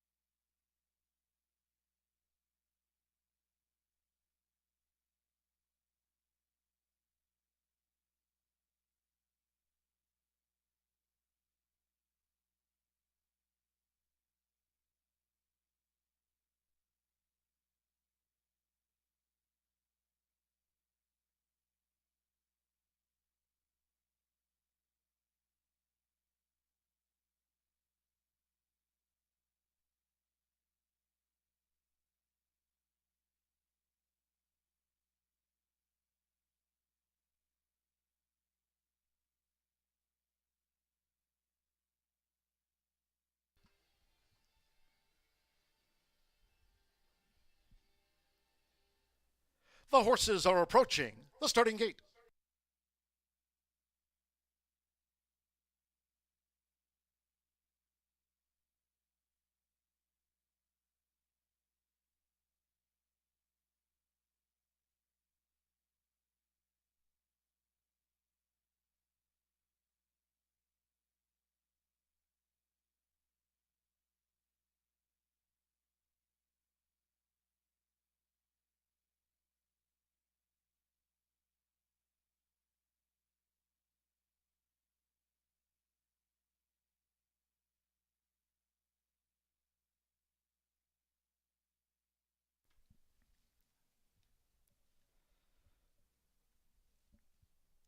The horses have reached the starting gate. It is now post time. Loading Florent Giroux with Sia Winwanabia. First in, 4-5 favorite, Sia Winwanabia. Gabriel Saez with the Comansier. Joined Sia Winwanabia. Now Fernando de la Cruz with Adamaya. Joe Ramos. Glistening Gal, the daughter of Frosted, went in well. Mary Madison. Juan Machado going for a double with Philip Bauer and Rigney Racing. Mary Madison went in okay. Nan O'Hara, Mitchell Murrell. One of the seconds of the day. Two back. Banking Silver. Manny Esquivel won the opener. One more. Jose Gutierrez with High Summer. At 6 furlongs, start here at the late pick 5, all main track card fast. Here comes the fourth in the gate. They're off and sprinting. Banking Silver was awkwardly away. Fast starts for High Summer, along with Sia Winwanabia, and also right there will come on Sear between horses, but it's Sia Winwanabia for Florent Giroux. Sia Winwanabia just leads the dash from a pressing High Summer with company on the outside for the favorite, going past the half-mile pole with a Comansier running just in third, joined toward the inside by Elamaya, the greatest glistening gal, back in fifth. Then toward the inside is Mary Madison in traffic, with on the outside Banking Silver running second to last, and the one beaten for pace. Nan O'Hara trails. Quarter 22.34 seconds around the far turn with Jose Gutierrez. High Summer took the lead. It's High Summer in front. Leads here by 2 to Elamaya, who's vying for second with Sia Winwanabia with a white cap. Glistening Gal strains away a wide fourth. Then toward the inside is Mary Madison in fifth. Vacomansier Vibe has dropped back. And then Midnight Silver, we trail back to Nan O'Hara. Well into the stretch, it's High Summer. High Summer kept to the mission. Right there, Sia Winwanabia between horses with Elamaya. Mary Madison bids with the rail. They come past the 16th with Jose Gutierrez. High Summer, Sia Winwanabia. Mary Madison toward the inside, joins at the finish. It's High Summer. High Summer dived at the wire photo with Mary Madison, a nose between them. Sia Winwanabia was right there too. The Comansier finished fourth.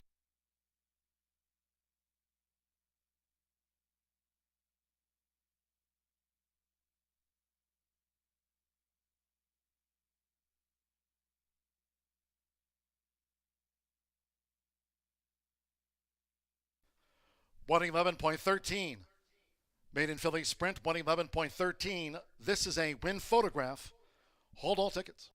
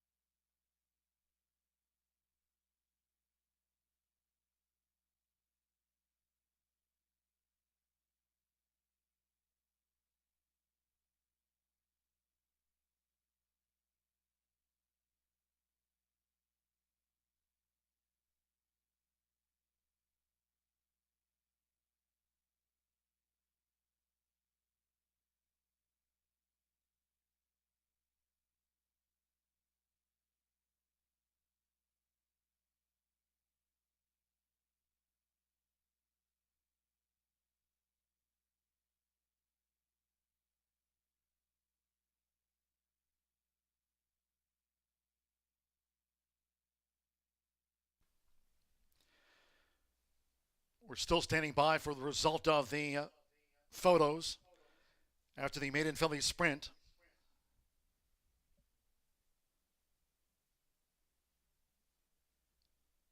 Well, head and nose look to be the margin. Stand by for the judge's verdict.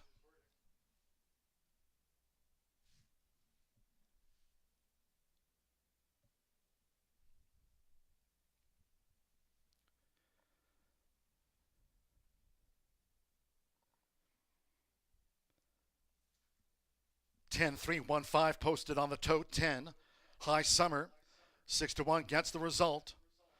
Over 3, Mary Madison second. A nose to 1. Sia Winwanabia third.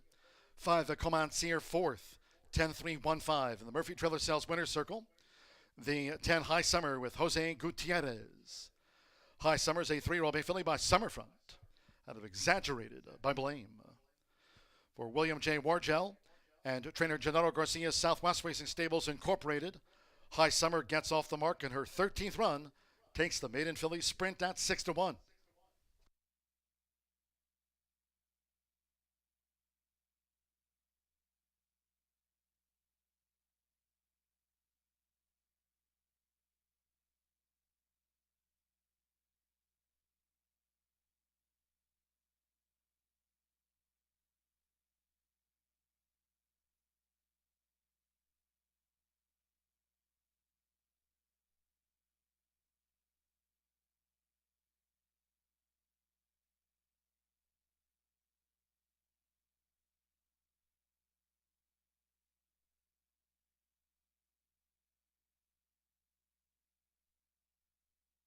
The result of race 4, official. Results in, good finish to the maiden filly sprint, 10-3 exacta, $107.80. With Sia Widowanabia, another nose back in third, 50-cent trifecta, 10-3-1, paid $64.60. 210 double, $63.40. 50-cent pick 3 on races 2, 3, and 4, pays out $47.05. With the Comancier fourth in the maiden, 10-cent superfecta, 10-3-1-5 that wager, paid $94.82. In race 4, 6 and 7 were the non-runners. Favorite, third. 8 ran, 111.13. Race 5 is next on the docket. 1 of 3 taken off the turf course, all main track hard. 5th race maiden at 1 mile, 70 yards.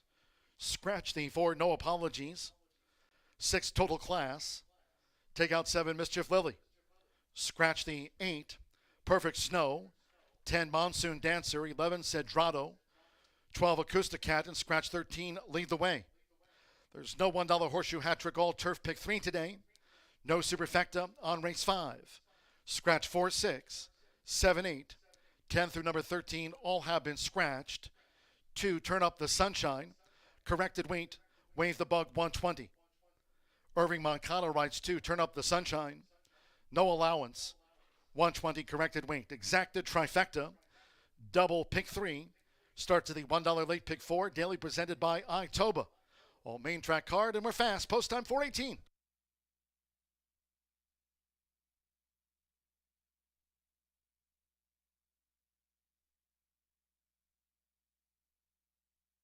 Here comes the 4th in the gate. They're off and sprinting.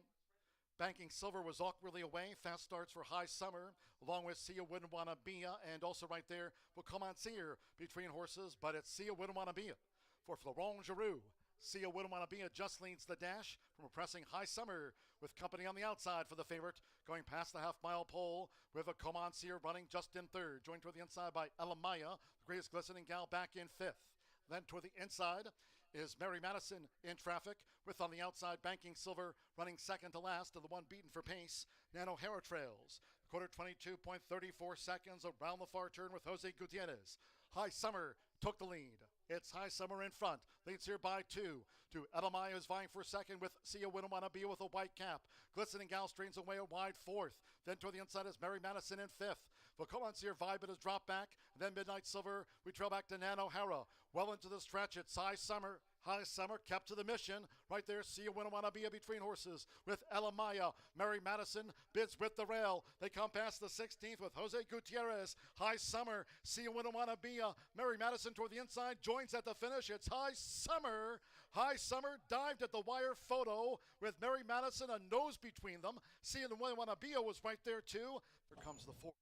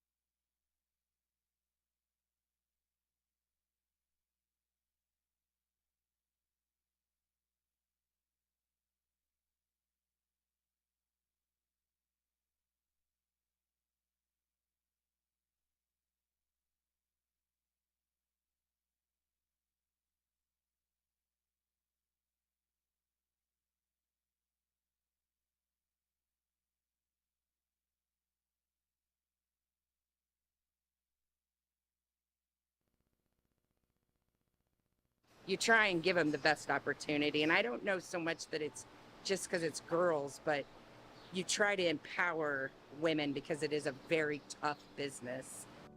My dad, Jim Elliott, lives in Brookston. He bought a farm when I was a year old. So I grew up in it day to day. We come in, we usually make a schedule the night before of who's galloping, who's walking, and who goes to the Eurosizer. And then we have to get in touch with jock agents to schedule breezes for the jockeys. Someone comes in at 5 and feeds at 5 in the morning. Then we feed lunch around 11, 11:30. And then that's usually our day. And then we get ready for the races. Definitely a man's world back here, but all of us women, we really band together. We have a really great community and we all support each other, and that means so much. There's so much emotion that goes into it when you do work that hard. You know, talent gets you very far at times, but when you put the hard work into it on top of it, it gets you places that you never thought you could go. You definitely have to work a little harder, but I think we also have an edge to us that not a lot of men have, and I like to take advantage of that as much as I can. Now I'm a jockey, living my dream. It's a man's sport, for sure. Like, I think women, some people look at them and I think I'm a little more affectionate with my horses, more hands-on. You know, it's an industry where all your top trainers are men, so I think people look to that. I started underneath my grandpa, Calvin Prescott. Prior to that, I've always had horses in my life. I barrel raced. Went to college at Ball State, and then I got back into horses with my grandpa, and I think my own trainer's license was probably somewhere around 2003, maybe, something like that. Started out with just a few. Eventually, I started breeding my own horses, and now I'm up to, I don't even know, 40-something, so a lot. Hola, mi nombre es Sheneveli. Soy Hawaker, trabajo con Michelle Elliott, tengo aproximadamente 2 años de estar trabajando acá, soy del país de Guatemala. There's a lot more women in this business now than when I first started 35 years ago. Being a woman, other women feel threatened by you sometimes, so it's always a good idea to go chat with the ladies first. They're your biggest asset and your biggest allies. Women will stick together if you give them a shot.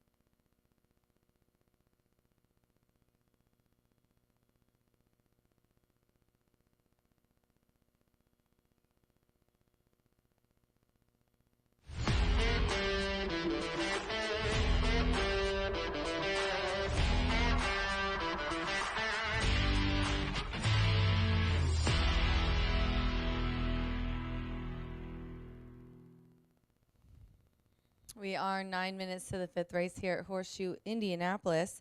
And wow, what a nice ride by Jose Gutierrez. I was just saying on FanDuel, I was talking to Matt Bernier, that he's really quite talented and is having a really good year. So love to see it. He was aboard for Gennaro Garcia, $15 winner. We've had some nice payouts today. In this fifth race, we have a 3-year-old maiden. It is going to be 6 furlongs. Wait, whoa. I'm sorry, guys. I forgot to flip my page. Fifth race is a maiden claiming for $20,000. It was slated for a mile in the grass. It's now a mile and 70. And I like how Bill, my AV guy, just said it. Scratch City for the rest of the day, but we still have a very nice field. The 4's out. The 6, 7, 8, and 10 are out of here, as well as the AEs. So we do have 4 or 5 horse field here, and I'm going to go with the 9. This is kind of an interesting group with some of the scratches. I mean, whenever the morning line favorite, first couple choices get out, which is the case here. I mean, almost all of the morning line is out of this race. You kind of have to go back to the drawing board, which is fine. We still have some good options for betting here. Josh Morales aboard for Chaz Recchi on the 9, as we're showing here. Extreme Dream. This horse has been on a lot of races that have been taken off. Bless her heart. She's a 3-year-old filly by Jimmy Creed, and she had a couple of races in the off season there at Turfway. But if you see her best race here, she did get DQ'd second, but it was at a mile and 70, and it had been taken off the turf, and it was a maiden claiming for 12.5. And she won, but got into some trouble. So she was pushed down to second. But her last 3 races have been in the money. And with all the scratches, I mean, you can see, unfortunately, she's 3-2. But I think it's her turn. She's had 2 seconds, 2/3 out of 8 starts. And honestly, Ches, out of just a handful of times, when she's moved up in a class, she's found a spot that's been competitive for these horses. So I'm going to go with the 9 Extreme Dream on top. In the 3, 8-5, Kanazawa here is making her 3rd lifetime start. And she has been at Keeneland on her debut in April, and that was just too much. And she got out of the gates really 3 steps slow. And then, look, she set the pace in this last race in Indiana, routing on the turf. She was doing great. And then I don't know what happened. She came to the stretch. She just stopped. She was done. Ramos is up, one of our leading jockeys. He always does really well. And he's aboard here for TL Wise, who has bred and owned this 3-year-old filly by Mike Maker. I'm going to go ahead and put my faith in Mike that he figured out what happened last time. She's been in 2 full 12-horse fields. She now is in this shorter field, and she just kind of makes sense off of given that.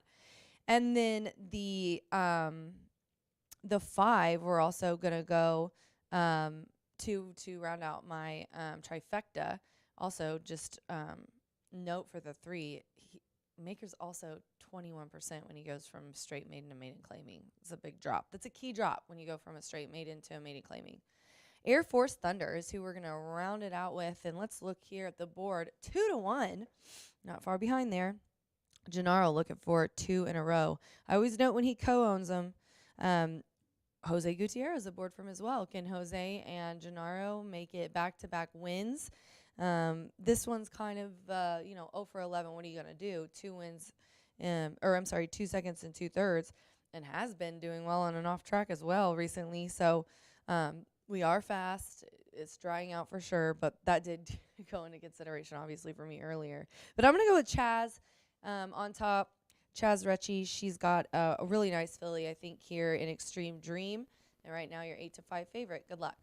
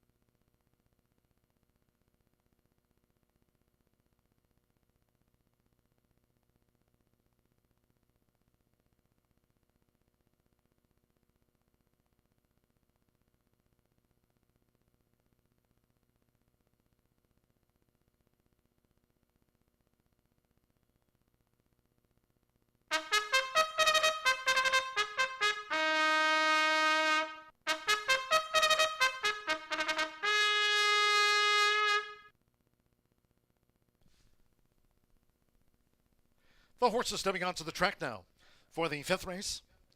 This race 103 taken off the turf course. The maiden will now be run on the main track over the 1 mile and 70 yards, a field of 5. Scratch the 4, No Apologies. 6, Total Class. 7, Mischief Lily. Take out the 8, Perfect Snow. 10, Monsoon Dancer. Scratch 11, said Trato. 12, Acoustic Cat, and 13, Lead the Way. No superfecta wagering. And scratch the $1 Horseshoe Hat Trick All Turf Pick 3 from the card. Main track fast. Scratch 4, 6, 7, 8, 10 through the number 13. All have been scratched here from the maiden. Number 2, Turn Up the Sunshine. Corrected weight to 120. No apprentice allowance for Irving Moncada now. 120, Wave the Bug for 2, Turn Up the Sunshine. Exacta Trifecta. Double Pick 3, races 5, 6, and 7. Start to the $1 late pick 4 presented by Itoba. On main track card, if you're just joining, main track fast. Round about 2 minutes to post time.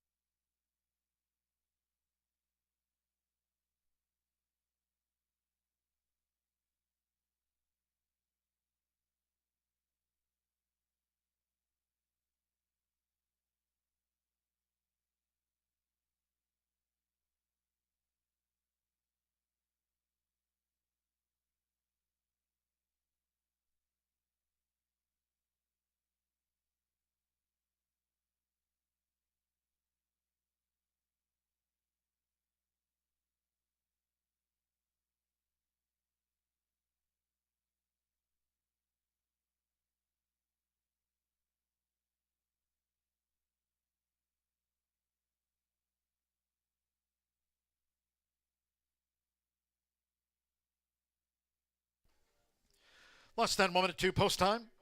The maiden starts the $1 late pick 4 presented daily by Itoba. Fast track under a minute.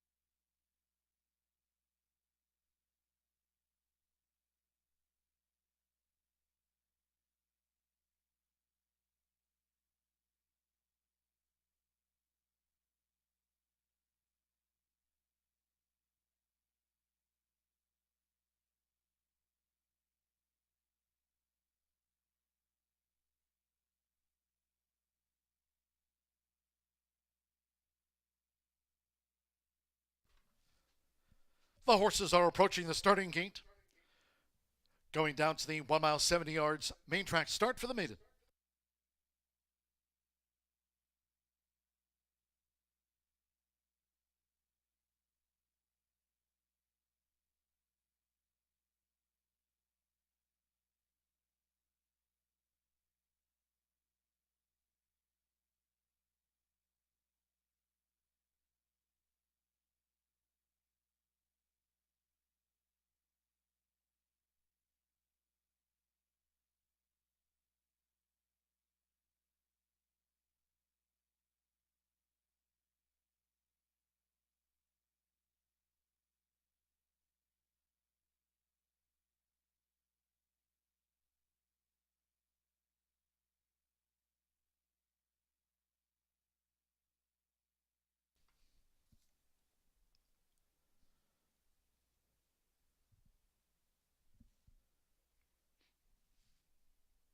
The horses have reached the starting gate. It is now post time.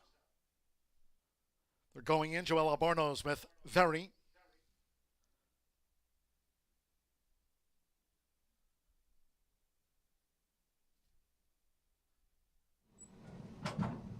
Very installed first at 14 to 1 odds. Air Force Thunder right now 7 to 5 favorite. Irving Moncada, Turn Up the Sunshine, making her bow, has joined Very. Now Joe Ramos with Kanazawa. Two back, Air Force Thunder. Jose Gutierrez going for a double on the card with Gennaro Garcia. At 1 mile and 70 yards, one more. Josh Morales, an 8-time start at Extreme Dream. This is the first of 3 today taken off the turf course here. Main track fast at Horseshoe Indianapolis in the game. They're off. Kanazawa with Air Force Thunder with Extreme Dream in the green cap. Very and the first-time starter, Turn Up the Sunshine, while settled, has dropped back to last as they enter the first turn. It's Kanazawa, Air Force Thunder floating Extreme Dream wide with 7 furlongs to run. Very in the Navy Silks and Turn Up the Sunshine as they go to the back of the track. Air Force Thunder up to take a short lead. So with Jose Gutierrez, Air Force Thunder, and Joe Ramos and Kanazawa right there, and they're matching strides, neck and neck as they go up the back, Air Force Thunder and Kanazawa. This couple have come 8 clear from Extreme Dream, who settled back in 3rd position for Josh Morales, while racing 8 clear from Turn Up the Sunshine, who's the second to last horse for Irving Moncada, and with Joel Albornoz, Very trails the quintet. 23.38 lead seconds. Air Force Thunder in front of Kanazawa by 2. Past the half-mile pole in 46.37 seconds. Extreme Dream follows them from 3rd. Turn Up the Sunshine, and finally Very. Air Force Thunder, 3 furlongs away. So with Jose Gutierrez, Air Force Thunder leads here by 3.5. Kanazawa joined toward the inside by Extreme Dream as they come past the quarter pole. Turn Up the Sunshine, and Very is last of the 5. 3/4, 1 minute 12.75 seconds as these maiden fillies head for home. Air Force Thunder, Extreme Dream now, coming with a bid for Josh Morales, and Kanazawa is back in 3rd. Turn Up the Sunshine, and Very has trailed past the 8th pole. Extreme Dream has taken the lead from Air Force Thunder, who tries to counter. Kanazawa well beaten in 3rd. It's Extreme Dream kept to the task from Air Force Thunder. Extreme Dream by a head to Air Force Thunder. Double digits away, Kanazawa finished 3rd.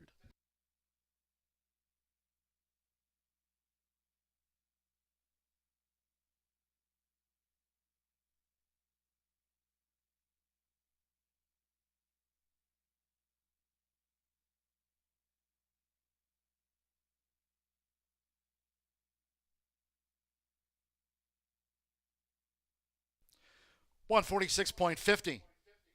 After the running of race 5, $146.50, the judges have called for a win photograph. Hold all tickets until official. Start here the $1 late pick 4, daily presented by Itoba. Maiden fillies battle to the finish. It was 5-2 on the 9, Extreme Dream. Here comes the slow-mo. Josh Morales for Chaz Recchi. Daughter of Jimmy Crean, this was her 9th career start. Extreme Dream over Air Force Thunder, Kanazawa. Turn of the Sunshine 4th. Hold all bets until official. 9-5, 3-2.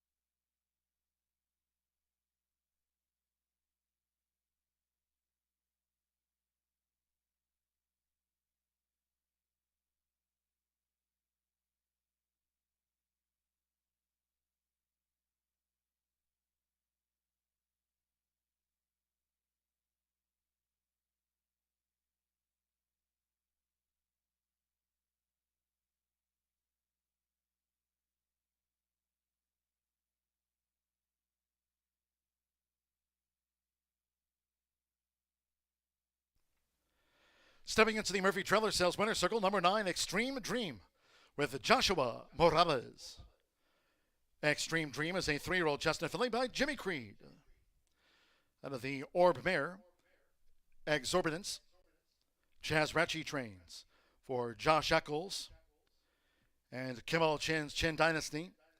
The one was bred in Kentucky by Spooky Hollow Racing Incorporated. Race 5 official. Horseshoe Indianapolis congratulates the winning connections of Extreme Dream out to the maiden fillies ranks. 9-5 Exacta took a win photograph, $10.20. 50-cent trifecta paid $4.10. 10-9 double, $73.80. 50-cent pick 3, covered races 3, 4, and 5, pays out $29.30. The $1 early pick 4, 404, $554.70. 50-cent early pick 5 daily starts on the 1st. 5 of 5. The 50-cent early pick 5 returned $2,972.30. 5 maiden fillies ran 146.50 after the running of race 5. 21 minutes away, 6th race in the mile. No changes, all 10 run. No changes in the mile. Exacta, trifecta, superfecta. The rest of the 10-cent Grand High 5, first pentafecta, featured on the card today. Double pick 3. Post time will be at 4:49.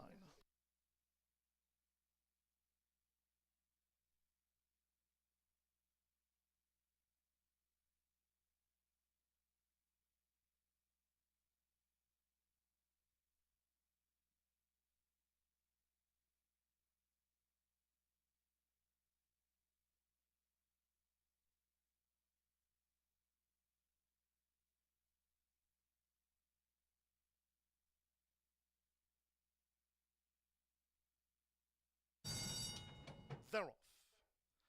Kanazawa with Air Force Thunder, with Extreme Dream in the green cap.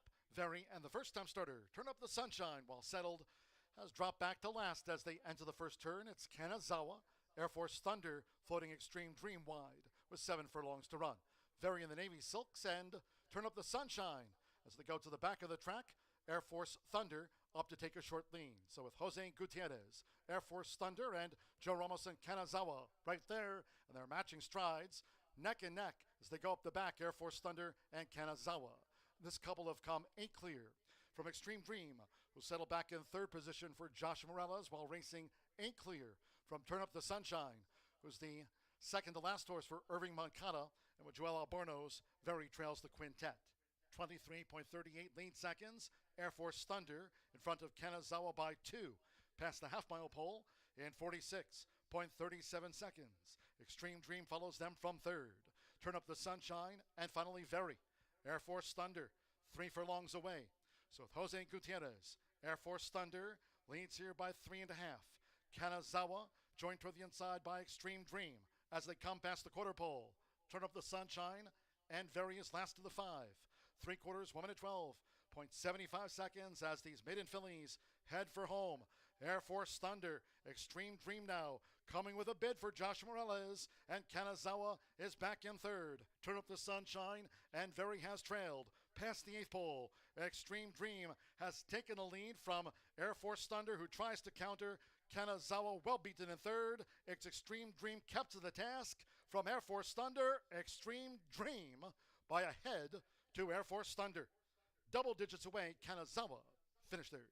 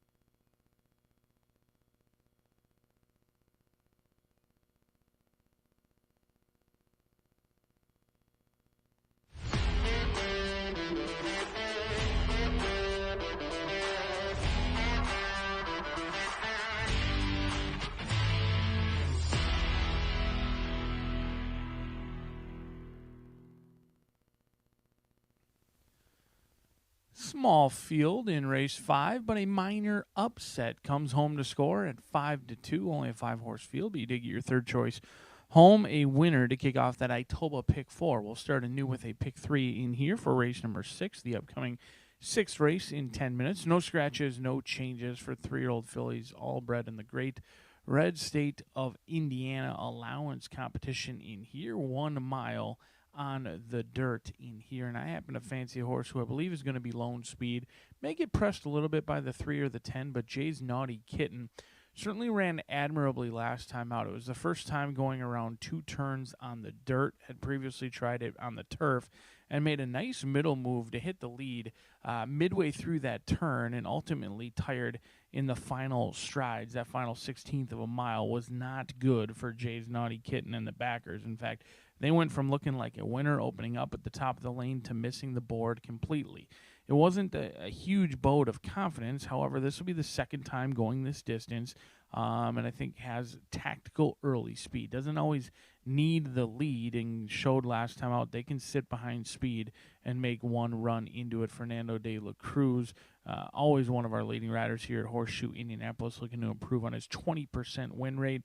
Joe Davis owns and trains the 4-year-old filly. She's a 3-time winner, and I think she's actually proven that she can handle some added distance. Primarily had been sprinting recently, tried 2 turns on the turf, didn't run poorly. In fact, she ran 3rd in a 10-horse field. Last time out, she did run 5th. However, she broke from the super far outside.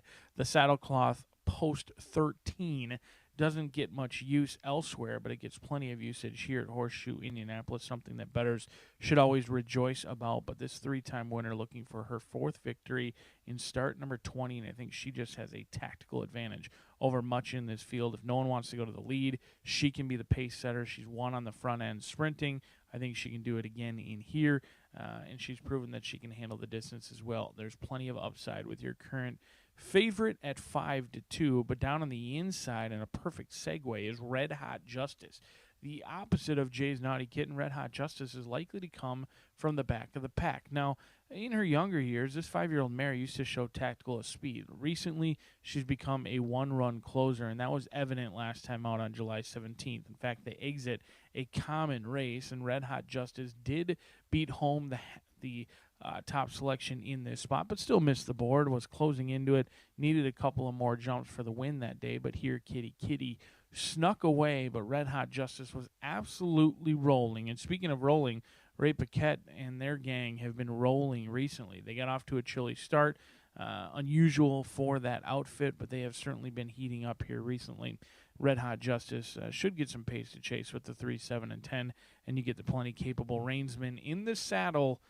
Graded stakes winner Joe Ramos for Red Hot Justice. But the 4 is going to get you. The 3-year-old Gray does take on older in this spot. She's been a consistent sort, and on a week that we are honoring the females here at Horseshoe Indianapolis, what about a little girl power with Tiana Richardville and Hannah Leahy in here with Thirsty Acres Racing?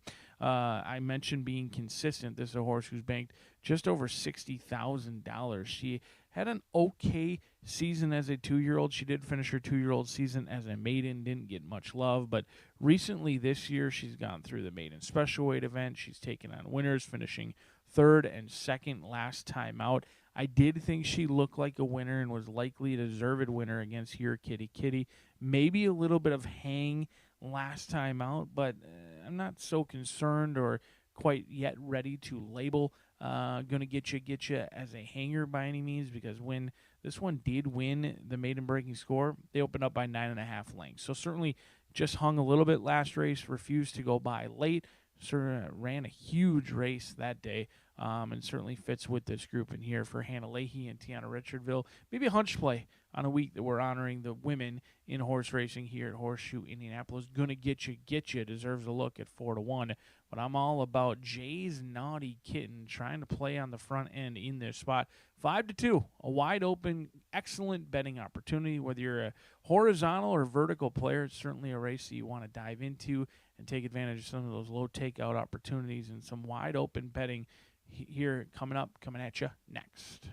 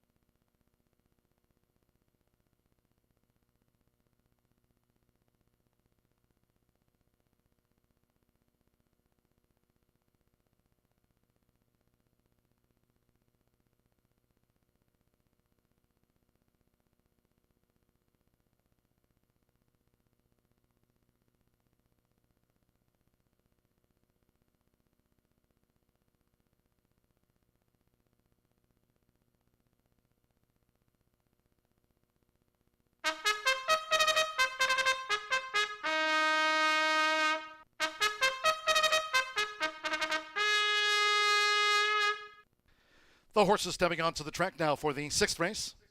This race over the mile, a field of 10. No program changes, all 10 run, exacta, trifecta, superfecta. Here are the 10-cent Grand High 5, first pentafecta. Featured on the card, double pick 3, fast track with 3 minutes to post up.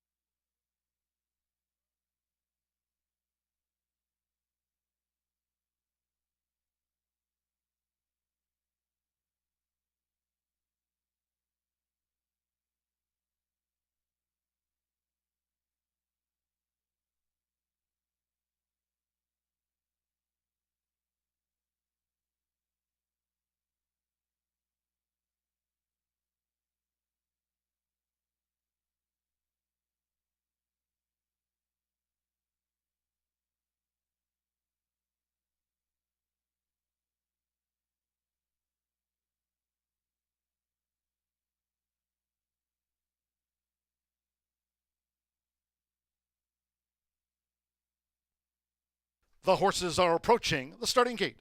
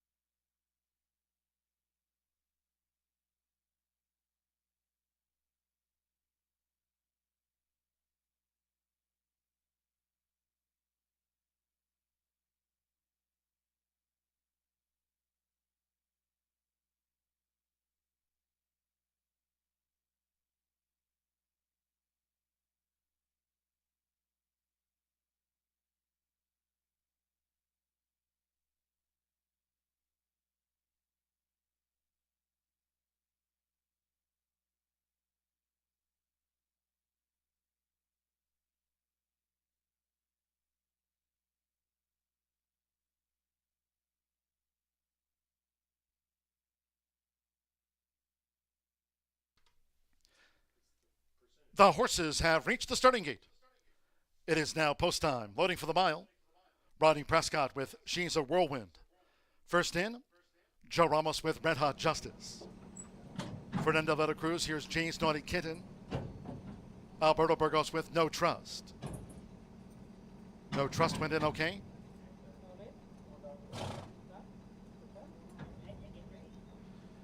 Joseph Romero with Passion for Justice, given a 21-1 chance. Jay's Naughty Kid, a 9-5 favorite. Marcelino Pedroza Jr. with Ace of Cats. Now Hanalehi. Here's Gonna Getcha Getcha. Sando Sanjo with Classic Kitten. Couple them back for the mile. Sammy Bermudez with Sarah Smiles.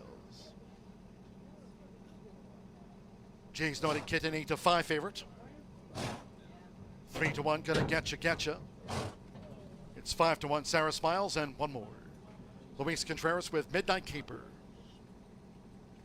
Coming up at 8-1 odds. Midnight Caper over the mile. They're in the game. And thorough. Jay's Naughty Kitten broke slow. Sarah Smiles broke sharp along with Gonna Getcha Getcha. And toward the inside, Passion for Justice with an early move as they stack up. 6 across the track into the first turn. It's Passion for Justice. With the lead here for Joseph Romero. Passion for Justice in front. Leads here Gonna Getcha Getcha, who follows the leader at the 6.5. Sarah Smiles is in the white silks running in third. She's a Whirlwind in fourth. Ace of Cats is a wide fifth. Then toward the inside is Red Hot Justice and the pink silks with a black cap as they go up the back of the track with Classic Kitten in between horses. Then comes Midnight Caper further back to No Trust, and slow starting, Jay's Naughty Kitten has dropped back to 10th. The first two of 8 furlongs in 24.96 seconds. Passion for Justice. Passion for Justice at 17-1. Just leans the Fillies Mares Mile past the half-mile pole. From a close-up, Gonna Getcha Getcha. Sarah Smiles and Red Hot Justice, they're third and fourth. She's a Whirlwind is vying for fifth. With toward the inside, Classic Kitten in sixth. Ace of Cats is seventh. Midnight Caper is a wide. Next, as they round the far turn in that position, further back to No Trust, and finally Jay's Naughty Kitten back in 10th. Half mile 49.75 seconds, midpoint on the turn. Short lean for Passion for Justice. Gonna Getcha right there for Hanalehi. And these two battle past the quarter pole. 6 clear from Sarah Smiles and Red Hot Justice. She's a Whirlwind strained away in 5th. Midnight Caper on the far side. Classic Kitten with the rail. Passion for Justice clings on. 3/4. 1 minute 14.45 seconds. Passion for Justice. Gonna Getcha's nosed in front. Red Hot Justice. Classic Kitten. It's up for grabs. Short lean for Gonna Getcha close to home. Red Hot Justice. Gonna Getcha drifted. Classic Kitten joins with the rail. Blanket photo finish. Classic Kitten from the rail for Sando Sanjor. Hit it with Red Hot Justice as Gonna Getcha drifted off her line. Then Midnight Caper with Sarah Smiles. They were next among those across the finish.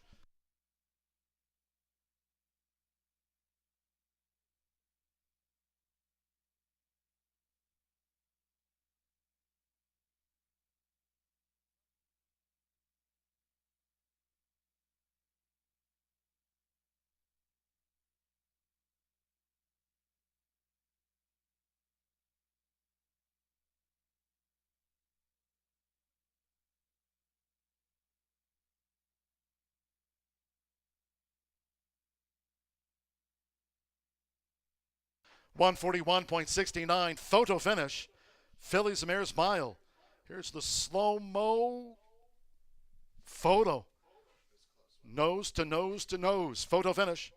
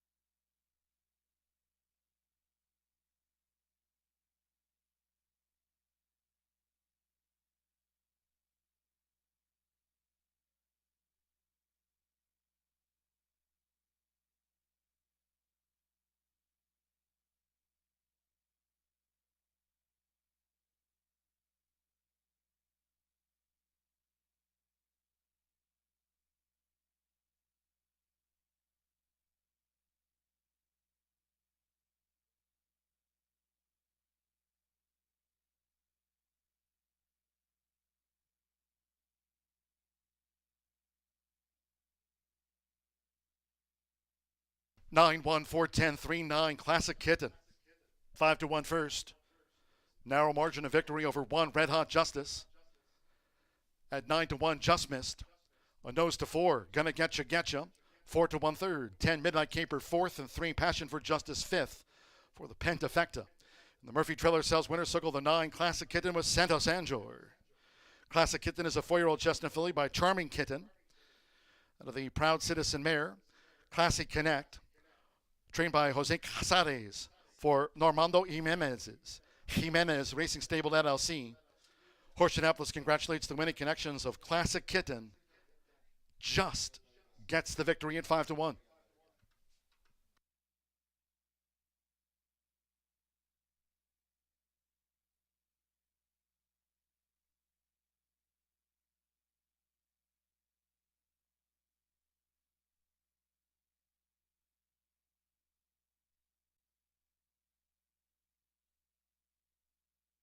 Nine one Exacta, a nose between them 103.20.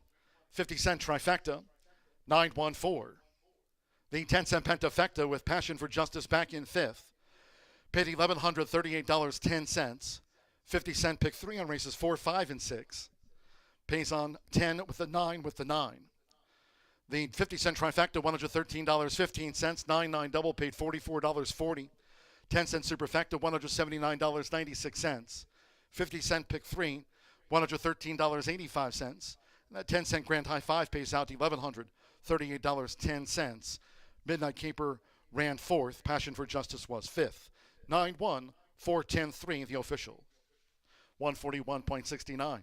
On to race 7 we go. 20 minutes away. Mid and Juvenile Filly Sprint. Scratch the 2 Mystic Realm.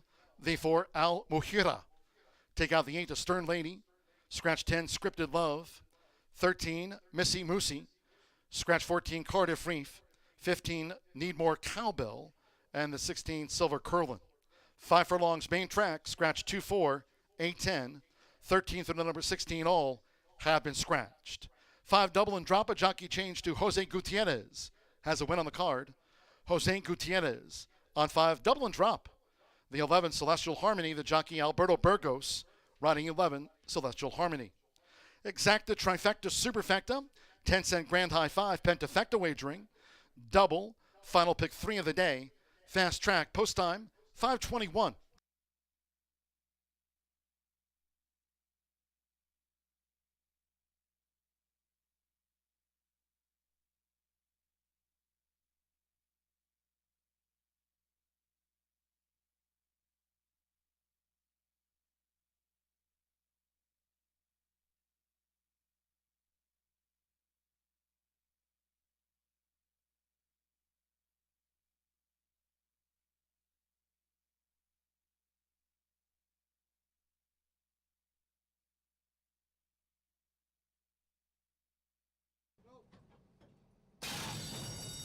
And thorough. Jay's Naughty Kitten broke slow. Sarah Smiles broke sharp along with Gonna Getcha.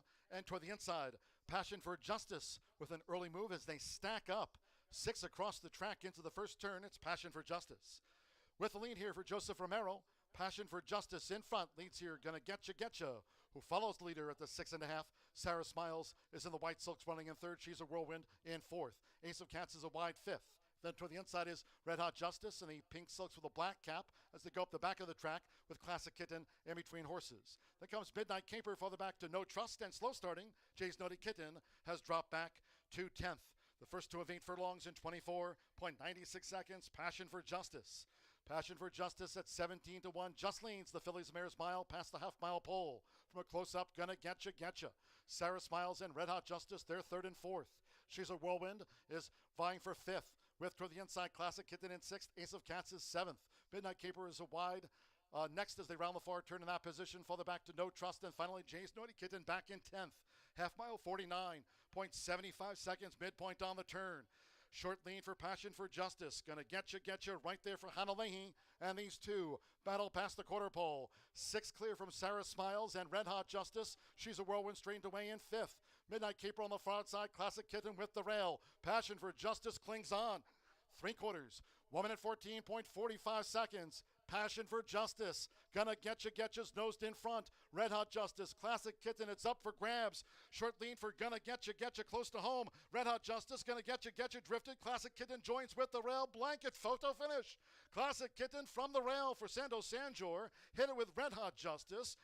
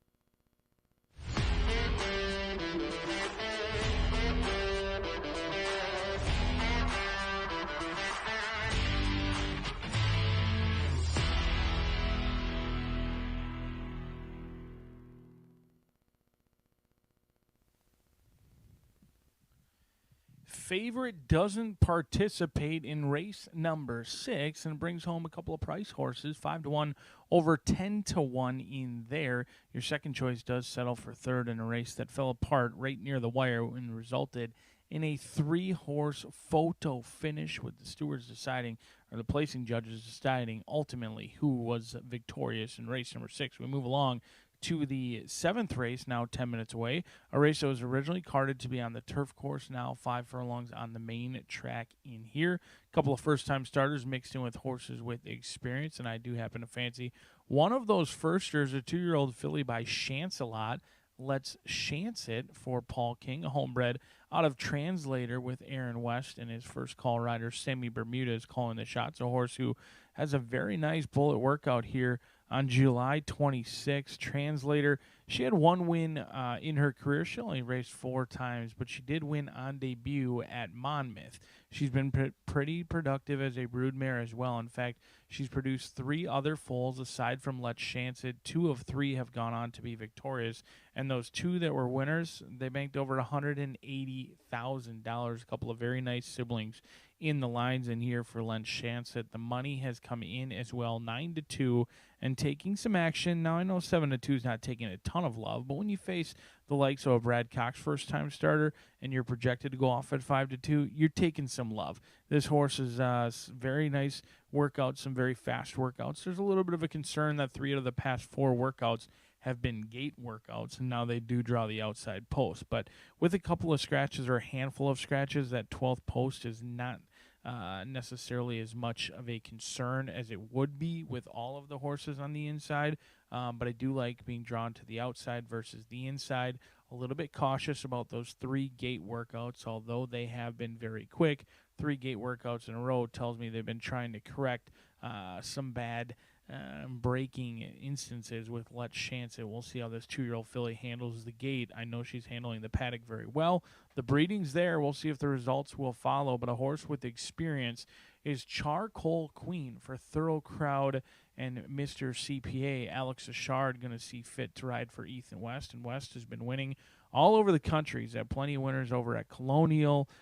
He's got to win multiple victories here. In fact, all he's done is win when he's here. He's winning at 42%.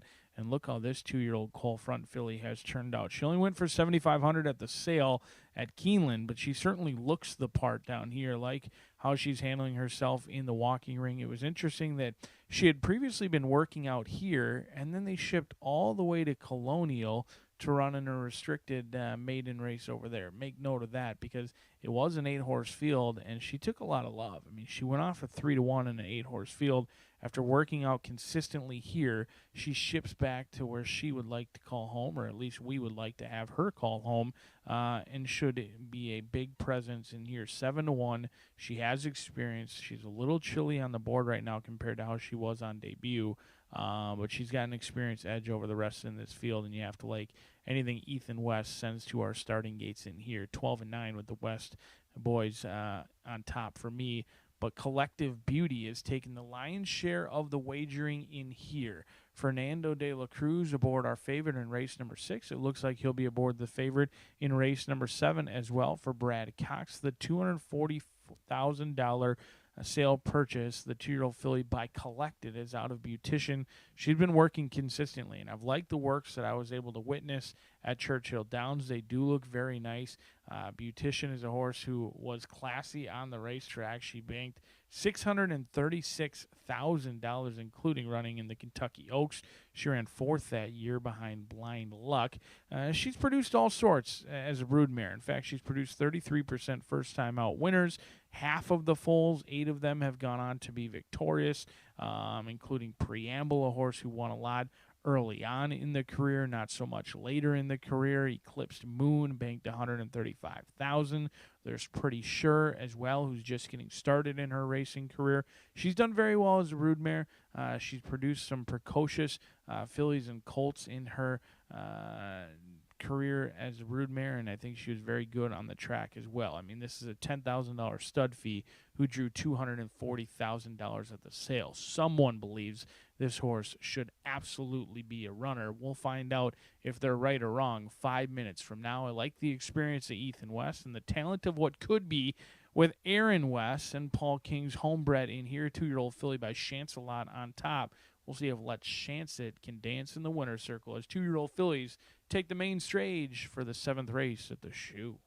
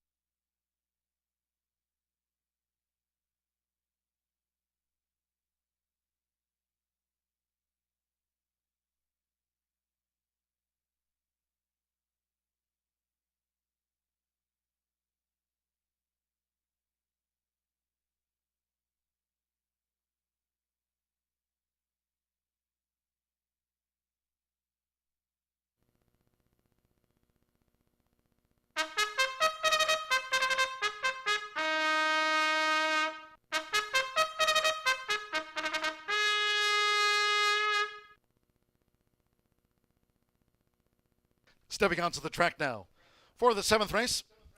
Maiden Juvenile Fillies dash over the 5 furlongs fast main tracking field of 8. Scratch 2, Mystic Realm. The 4, Al Muhira. Take out the 8 of Stern Lady. 10, Scripted Love. Scratch 13, Missy Moosey. 14, Cardiff Reef. 15, Need More Cowbell. And scratch 16, Silver Curlin. Scratch 2, 4, 8, 10, 13 through the number 16, all have been scratched. A couple of jockey changes. 5 double and drop debuts with Jose Gutierrez. On 5 double and drop, Jose Gutierrez. 11 Celestial Harmony, the rider Alberto Burgos. On 11 Celestial Harmony, Alberto Burgos up. Exacta Trifecta Superfecta, the 10-cent Grand High 5, double, final pick 3 of the day. We're fast and getting closer to a start.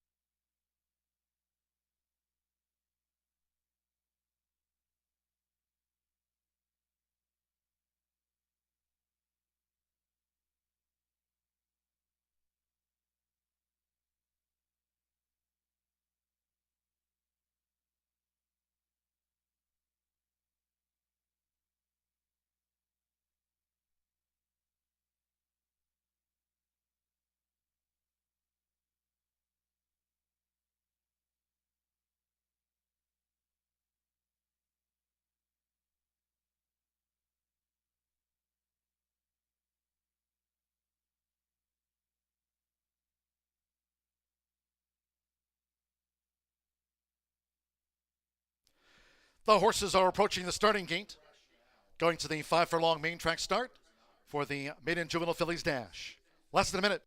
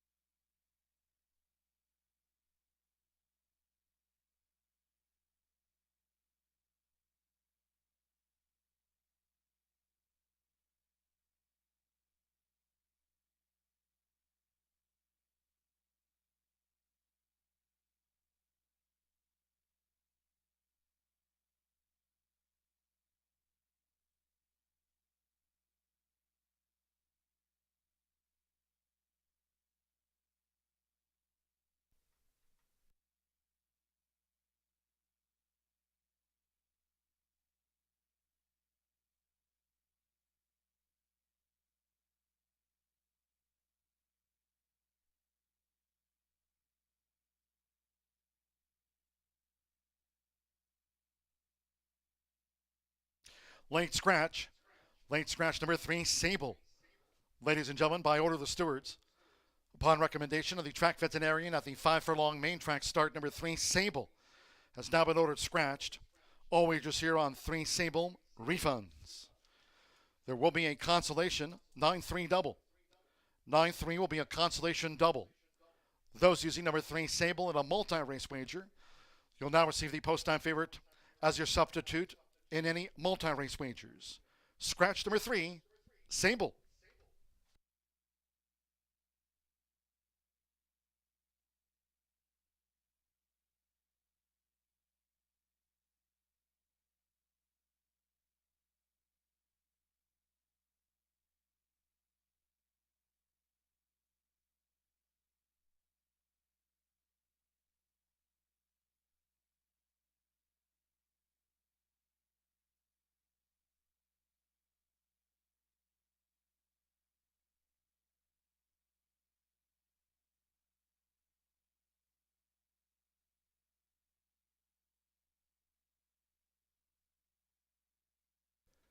At the gate, after that late scratch on 3 Sable, it is now post time going in.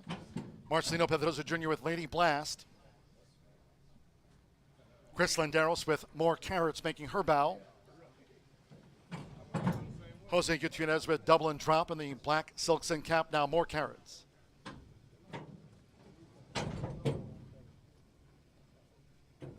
Alex Achard, Charcoal Queen coming up. Charcoal Queen is in. Fernando de la Cruz with Collective Beauty. Went in well. Just a couple in the back. Alberto Burgos with Celestial Harmony. Made her bow at Keeneland Spring, and one more. Sammy Bermudez with Let's Chance It.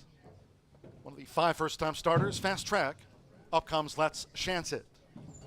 They're in the gate. They're off, racing 5 furlongs. More Carrots peels out to the starting gate. Let's Chance It up on the far outside. And here's Lady Blast, who's quick to engage from the rail now for Marcelino Pedrosa Jr. And Let's Lady Blast has taken the lead from Let's Chance It, and right there, Collective Beauty mixing it up in between fillies. Let's Chance It is just off them, running in third as they round the far turn. Then comes Celestial Harmony running in fourth with 3 furlongs to go. More Carrots broke sharp, but has dropped back through the field with on the outside Charcoal Queen and Dublin Drop, the quarter in 22.69 seconds. Coming past the quarter pole, it's Collective Beauty. Leads these maiden juvenile fillies for home.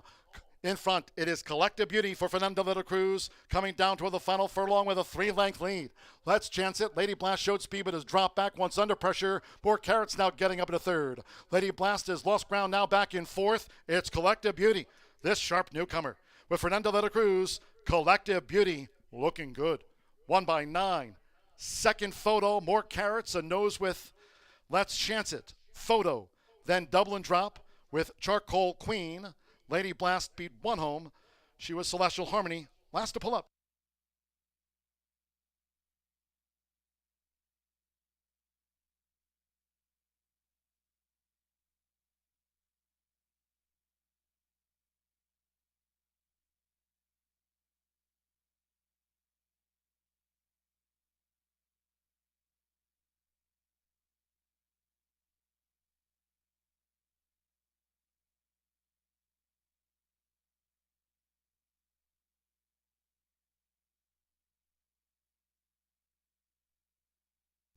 $58.80 after that maiden 2-year-old fillies dash. $58.86. Collective Beauty. 7-5 first. Here's the slow-mo. Now second is a Photo. That was that late scratch on 3. Sable. The 3 was a non-runner with refunds due on the 3. Collective Beauty by a wide margin. Second's a Photo. That's up to the judges. Hold all tickets until official. Fernando de la Cruz getting on the score sheet today. Here in the $240,000 Keeneland September yearling. For Brad Cox, Douglas Scarborough. Collective Beauty, she's home at 7-5.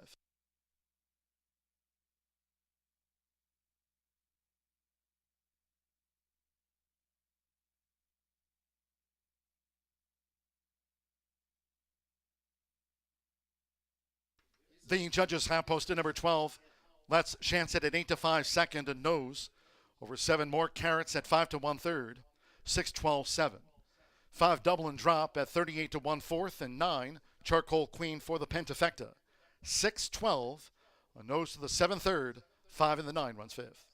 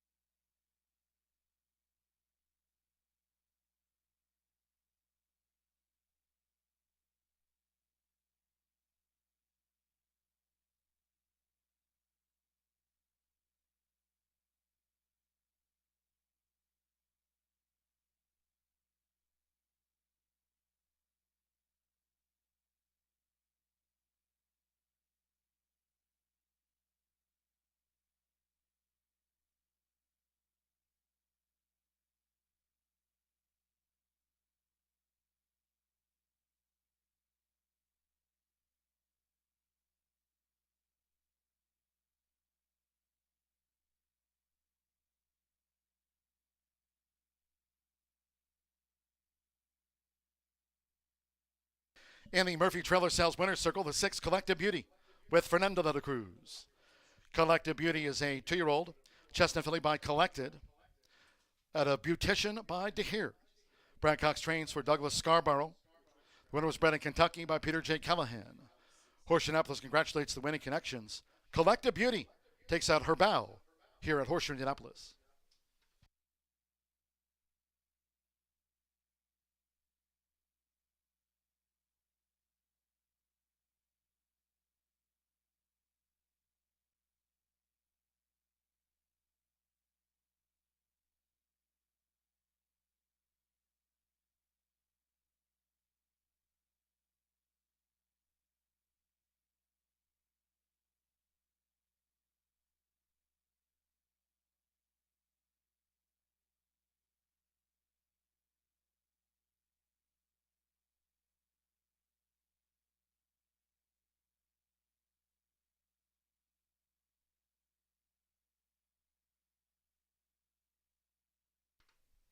Race 7 official.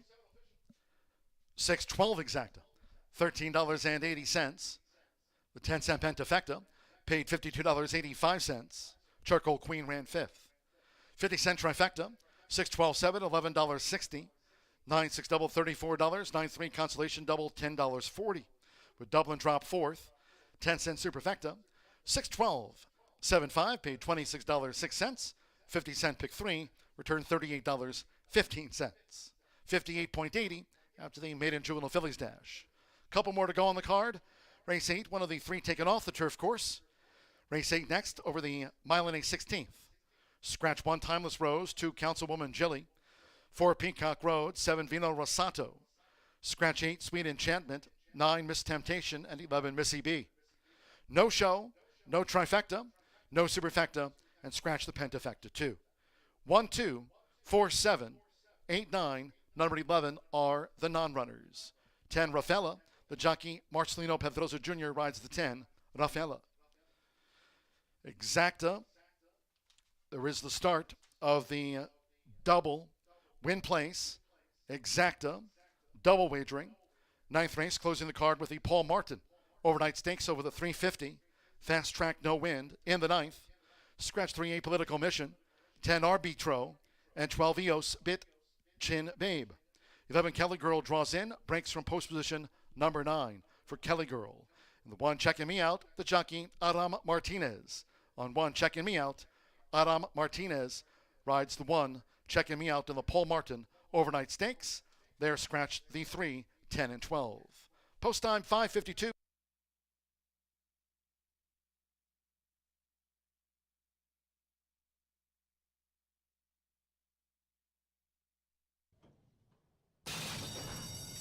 They're off, racing 5 furlongs, more carrots. Peels out to the starting gate. Let's chance it up on the far outside. And here's Lady Blast, who's quick to engage from the rail now for Marcelino Pedrosa Jr. And Lady Blast has taken the lead from Let's Chance It, and right there Collective Beauty mixing it up in between fillies. Let's Chance It is just off them, running in 3rd as they round the far turn. Then comes Celestial Harmony running in 4th with 3 furlongs to go. More Carrots broke sharp, but has dropped back through the field with on the outside Charcoal Queen and Dublin Drop, the quarter in 22.69 seconds. Coming past the quarter pole, it's Collective Beauty. Leads these maiden juvenile fillies for home. In front, it is Collective Beauty for Fernando de la Cruz, coming down toward the final furlong with a 3-length lead. Let's Chance It. Lady Blast showed speed, but has dropped back once under pressure. More Carrots now getting up to 3rd. Lady Blast has lost ground now back in 4th. It's Collective Beauty, this sharp newcomer. With Fernando de la Cruz, Collective Beauty looking good. 1 by 9. Second photo, More Carrots, a nose with Let's Chance It. Photo, then Dublin Drop.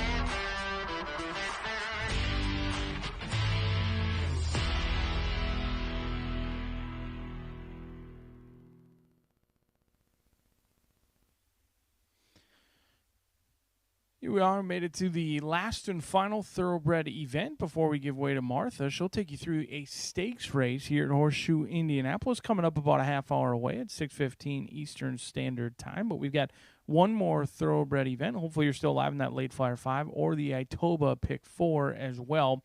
Our final off-turf event, and I expect we'll be on the turf course for the remainder of the week, as the Grayson Grass Challenge is expected to return tomorrow. So watch some of horse racing analysts' finest selections to see how they play their hand for a good cause. A 4-horse field rounds us out in here, and I believed that I was going to be playing against a favorite. I thought Literary was going to be heavily backed, and may be heavily backed when it's all said and done, but is 2-1 right now on the board, the 6-year-old mare. A 5-time winner coming in off of a lengthy layoff, so why not go with the hot hand right now? How about Enticing Sunset? In for $12,000, maybe an enticing price for some. The 5-time winner from 15 starts has a win on almost every surface. A fast track, a wet track, synthetic, and turf, but is winless at this distance. Trying Horseshoe Indianapolis for the second time on dirt. And her first one actually was her career worst performance. She ran into missed quality control and a very tough group and was beaten by 28 lengths. However, since then, she's really come into form for Catherine Whittick, who is winning at 67% from limited sample sizes. She does bring in a 3-race winning streak in here, looking for the 4-bagger. She's in for a tag of $12,000. She's been as consistent as they come, has shown the ability to come from off the pace or go to the lead in here. Karen Whittick owns and trains this 4-year-old filly who may be enticing for some, and she was enticing for me to put on top. We'll see if she can get 4 wins in a row. She gets tested for class in here a little bit. Her previous 2 wins at Belterra Park were in off-turf events against horses that wanted to be on the turf, but Enticing Sunset has done it well regardless of whether she's bet on or not. She won on July 8th here on our turf course at 22-1. She's not going to be nearly that price, but I am enticed at even money in this spot. The other one is Miss Jeopardy. I believe this is the main threat in here, not Literary. Gutierrez, already a winner on the day. He looks for his riding double with Gennaro Garcia. These two teamed up earlier in the card at 6-1. They're 9-2 on the board in a small field. A juicy price for this 5-time winner. She's got 5 wins to her own name. All this love about Enticing Sunset, all Miss Jeopardy has done is win a third of her races as well. The 4-year-old filly by Enticed has primarily preferred a fast track, which she will get today. 4 of the victories on a fast track. She made quick work of a 6-horse field at this level last time out. However, it was a completely paceless race. She went 114 and was clear. I thought I was watching a New York turf race, but no, it was just Miss Jeopardy alone on the front end. We'll see if Gutierrez can get his riding double for trainer Gennaro Garcia in here at 3-1. But your outside runner has turned into a very nice animal in here. This 4-year-old filly got off to a little bit of a slow start in her career. However, she's got a 2-race winning streak in here. You've got a ton of win-happy fillies and mares in this spot. Rafella won on the dirt, 2 back against state-bred competition, and she's going to try and take on Open Company in here, but she is in career best form. She won at 11-1 on the turf June 24th. She's certainly well-spaced. She's been getting hammered at the win windows against state-bred competition. The waters do get deeper, but she finds a reasonable spot to take on Open Company in here, and she's in very good form for Michelle Elliott, who's winning at 18%. You get the plenty capable reinsman in Marcelino Pedroza Jr. It's a 4-bagger set to be given you by John G. Dooley. I'm against Literary. We'll see if the class-dropping Literary, the class of the field, has enough to prove me wrong. I haven't been right all day, so you might as well cross the 3 off because I've been completely swinging and missing all day long. We'll see if that trend continues or if we can find a winner with Enticing Sunset looking for 4 in a row 5 minutes from now.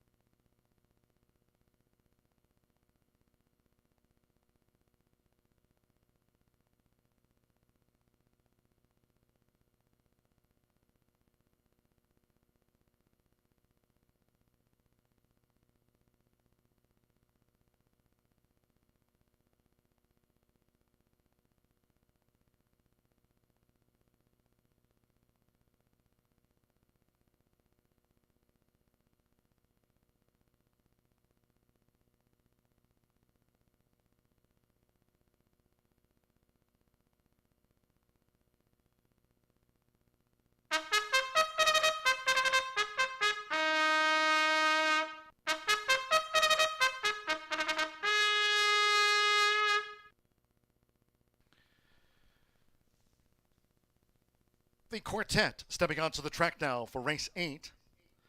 This one of 3 taken off the turf course. Main track fast here over the mile and 16th. 4 runs, scratch 1 Timeless Rose, 2 Councilwoman Jilly, 4 Peacock Road. Take out the 7 Vino Rosato. Scratch 8 Sweet Enchantment, 9 Miss Temptation, and 11 Missy B. No show, no trifecta, no superfecta, no pentafecta wagering. Scratch 1, 2, 4, 7, 8, 9, and number 11. Number 10, Rafaela Marcelino Pedrosa Jr. rides 10. She's a 4-time winner, Rafaela. Win place, Exacta, starts at a late double. 9th race, good one to close out the card with the Paul Martin overnight stakes over the 350. Fast track, no wind. Scratch the 3 Apolitical Mission, 10 Arbitro, and 12 Eos, Bit Chin Babe. 11 Kelly Girl draws in, will break from post position number 9. Will go Kelly Girl. 11 draws in. 1 Checking Me Out, Aram Martinez.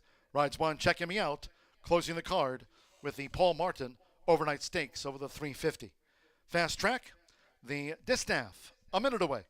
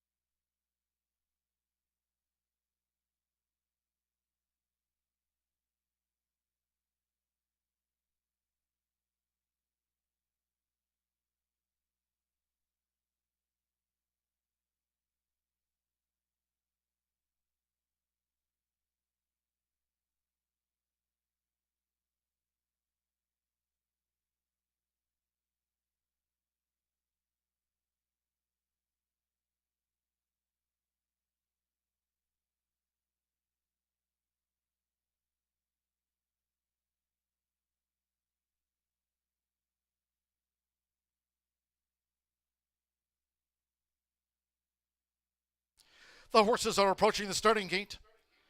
Going down to the mile and 16th, main track start.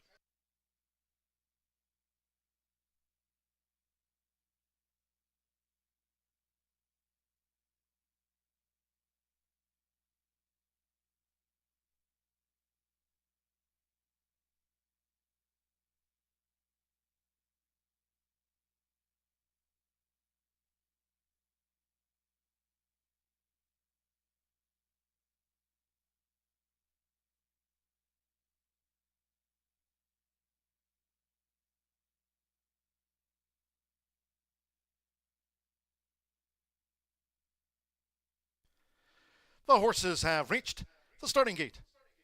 It is now post time. Post time where it's 3-5 on Enticing Sunset.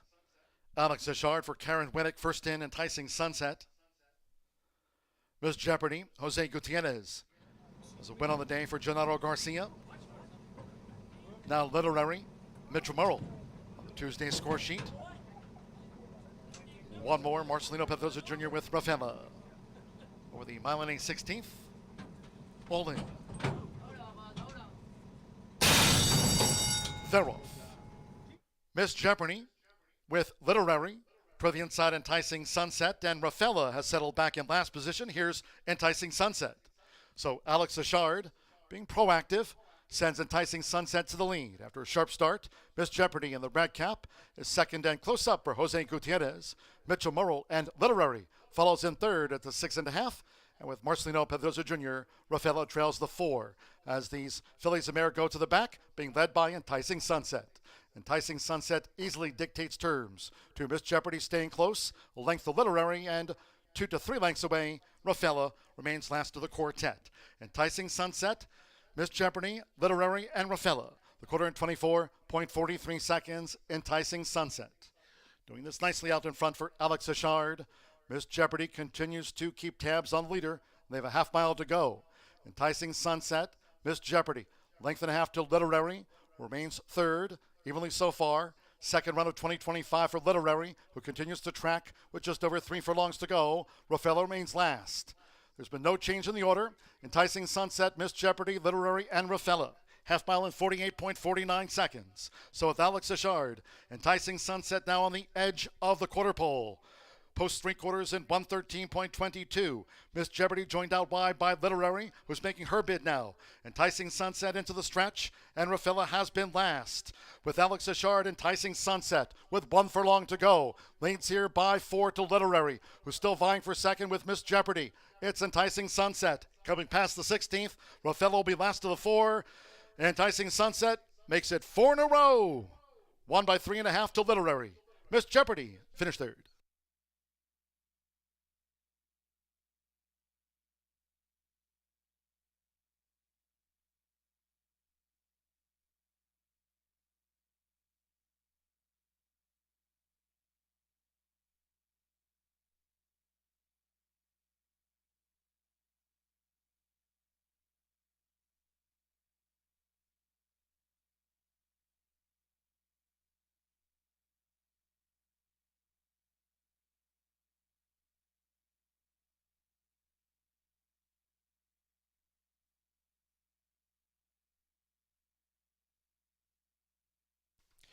$145.72, 365.10 the order, 3 Enticing Sunset, 8 to 5 first, 6 Literary, 7 to 5 was the runner-up, 5 Miss Jeopardy, 5 to 2 third, and 10 Rafaela was fourth around, 365.10. Makes it 4 in a row. Enticing Sunset, Alex Achard for Staten Island's own Karen Winnick at 8 to 5. Enticing Sunset.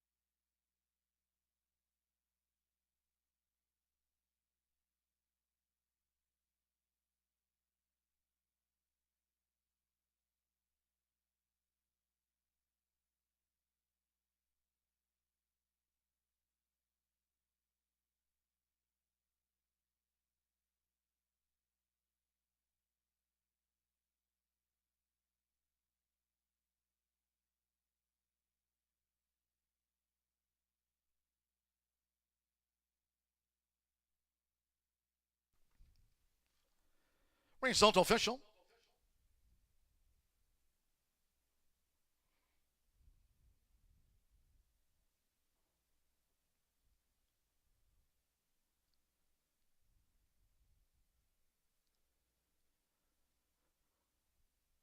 Stepping into the Murphy Trailer Sales winner circle, the 3 Enticing Sunset with Alex Achard.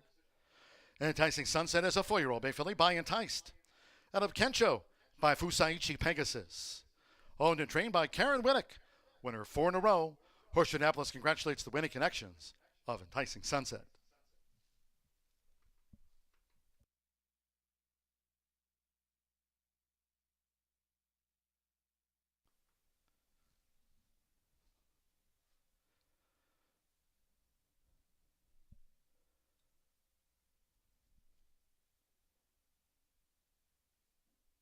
The 3-6 exacta paid $13.20. 6-3 double $12.40. The $1 late pick 4 presented by Itoba $208.60. The 50-cent pick 3 $29.45. 50-cent late pick 5 on 5 of 5 $1,625.65. And the starter, favorite, second, 4 ran 145.72. 17 minutes away from the Paul Martin overnight stakes over the 350. Fast track, no wind. Scratch 3 Political Mission. 10 Arbitro and 12 Eos Bit Chin Babe. 11 Kelly Girl runs in the Paul Martin stakes. Breaks from post 9 for Kelly Girl. 1 Checking Me Out. Aram Martinez. Rides 1 Checking Me Out. Aram Martinez. Exacta Trifecta Superfecta and the 10-cent Pentafecta. For the quarter horse Grand High 5 on the Paul Martin overnight stakes. Post time 6:18 to close out the card.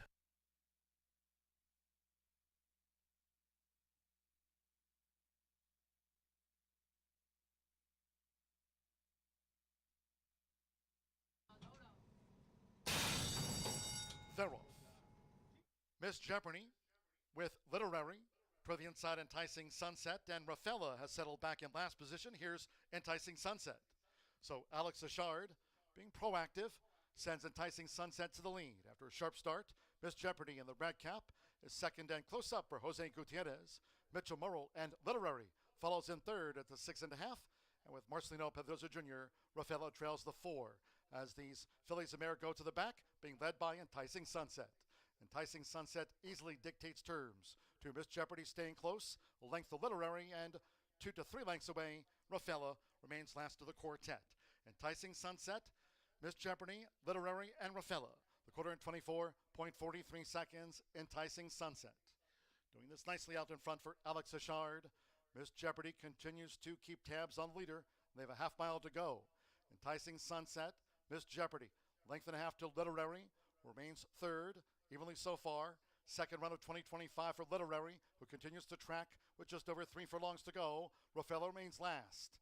There's been no change in the order. Enticing Sunset, Miss Jeopardy, Literary, and Rafaela. Half mile in 48.49 seconds. So with Alex Achard, Enticing Sunset now on the edge of the quarter pole. Post 3/4 in 113.22. Miss Jeopardy joined out wide by Literary, who's making her bid now.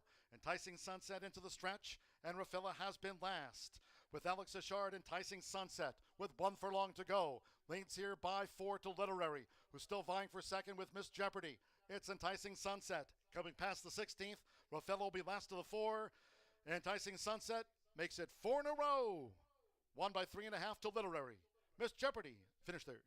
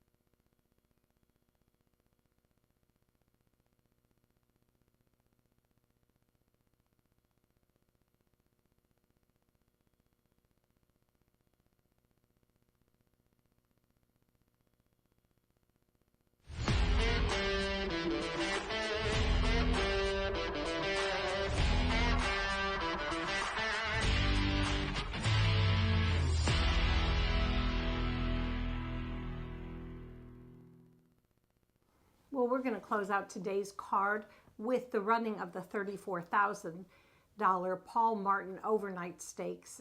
It's in honor of an esteemed Indiana breeder, owner, and trainer who really contributed so much to our state's quarter horse racing and breeding industry. Past president of QHRAI, owner, breeder. He was also a member of the Hall of Distinction and sadly lost his battle with cancer in 2023. So we're pleased to honor him again this year. Well, we have scratches in this race of numbers 3, 10, and 12, but we do have a really nice field competing at 350 yards. A lot of horses that have accomplished quite a bit and a couple rising stars. So let's go to the paddock and take a look. And of course, I'm going to begin with number 9, Cowboy on the Fly, my top selection. This is a gelded son of Grade 1 winner, Flying Cowboy 123. I've been pointing out pretty much all season, maybe last year too, about this horse as the progeny of Flying Cowboy 123 is extraordinary. Really and truly, they just live up to his name. They fly out of the gate and they keep that straight path, and they're strong, just very well-bred horses. Now, this is the high earner in the field because he won the $170,000 Governor Stake last year, one of our futurities for owner-trainer Tony Cunningham, and he's done well this year too. Funny thing is, last year he won the Paul Martin, and Tony did, and not just with one horse, but it was a dead heat between Relentlessly Special and HD Favorite Energy. So that's pretty cool last year. We'll see what kind of tradition we maintain this year. That's my top choice. This gelding will be ridden by Danny Martinez. Now we're going to go to number 11, Kelly Girl. Draws in off the also eligible list and will break from post position 10.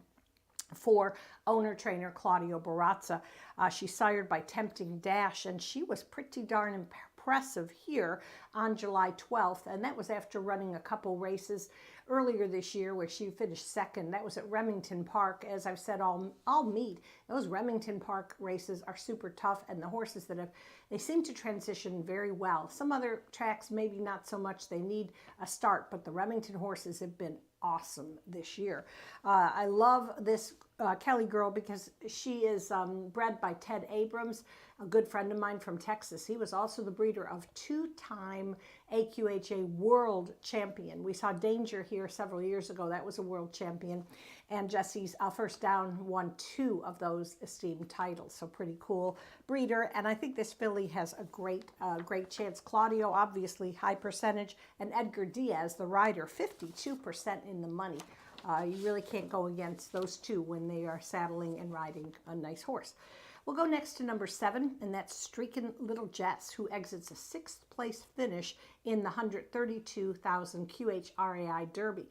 That race was so tough, and those 3-year-olds were so amazing. So I'm not going to fault this horse at all for finishing 6th.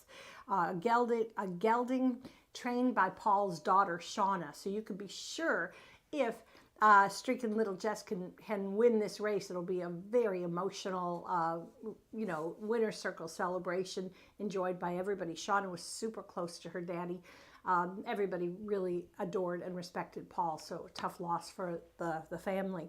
As far as the rest of the thing about this horse is he's been going to be ridden by German Rodriguez. We cannot say enough about this young man who was one of our leading riders, but then got his trainer license this year and has just been meteoric in training and riding. So that's number 7, Streakin' Little Jess.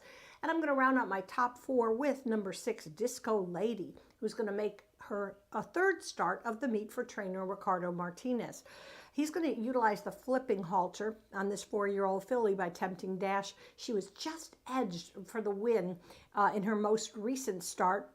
It was an allowance race on July 28th.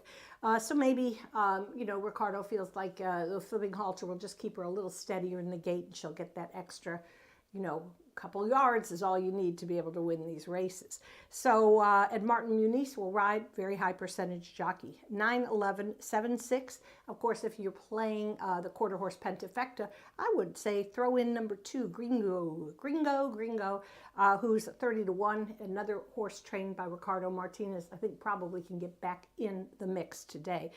Okay, and so that's my picks for today. We wish you all the best.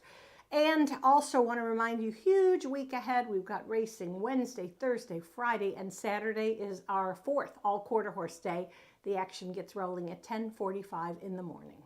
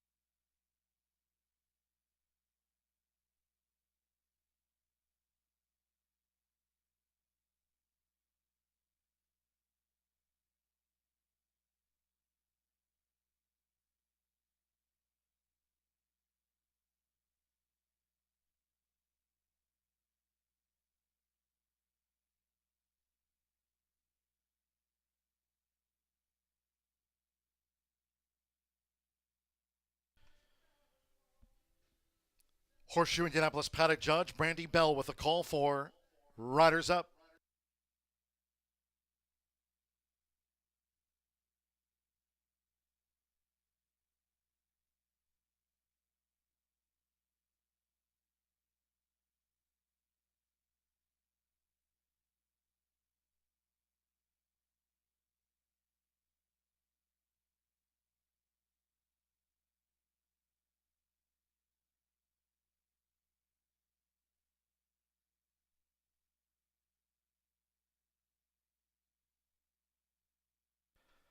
As they prepare to step onto the track for the Paul Martin Overnight Stakes, just a horseman's note. There was a claim out of that 8th race starter.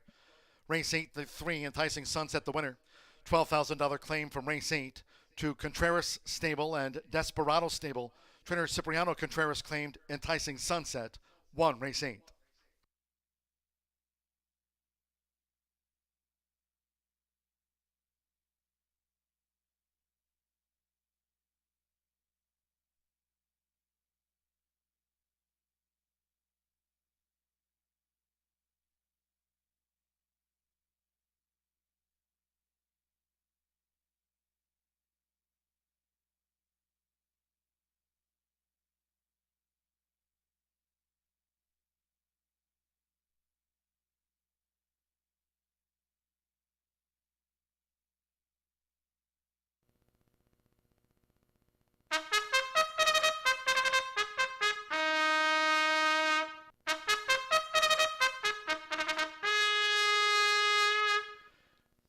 Stepping onto the track for the 9th race, closing the card with the Paul Martin Overnight Stakes at 350 yards. Scratch the 3A Political Mission. 10 Arbitro and 12 Eos Bit Chin Babe. 11 Kelly Girl breaks from post 9. 1 Checking Me Out. Aram Martinez rides. Here's the field for the Paul Martin Overnight Stakes. 1 is Checking Me Out. Aram Martinez riding for Hector Sanchez, trains for Carlos Lopez Garcia. Number 2 is Gringo with Fernando Morin, owned and trained by Ricardo Martinez. Scratch 3. Number 4 is MG Kangora. Giovanni Vasquez Gomez handles the reins for Jesse Vasquez. Number 5, All That Yard. Dramarius O'Neill riding for Hector J. Sanchez, trains and owns. Number 6, Disco Lady. Martin Muniz here. The Paul Martin Overnight Stakes for Ricardo Martinez and owner Ivan Isaias Ibarra. Number 8 is Streaking Little Jess. German Rodriguez riding for Shauna Martin. In the Paul Martin Overnight Stakes, bred and owned by L.E. Pearson. 8 is RR Lot of Run for Robin. Francisco Quintero riding for Tony Cunningham. Won the Paul Martin Overnight Stakes a year ago. This 2-time winner, owned by A-Win Investments of Pamela Brickley Hahn and others. 9 Cowboy on the Fly, another for the Tony Cunningham barn. Here, Danny Martinez for Tony Cunningham. Scratch 10, and 11 Kelly Girl draws in. Breaks from post 9. Edgar Diaz riding the Texas-bred daughter of Tempting Dash for Claudio Barraza. The field for the Paul Martin Overnight Stakes over the 350. Fast track, no wind, and close to a start.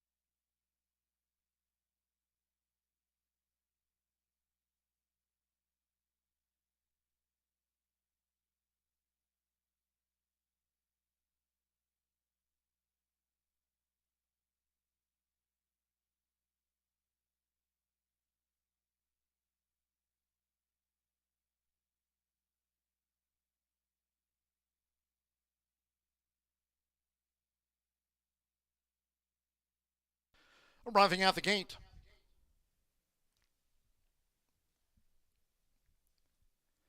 it is now post time for the Paul Martin Overnight Stakes. Cowboy on the Fly, All That Yard, uses a flipping halter. Loading for the Paul Martin Overnight Stakes.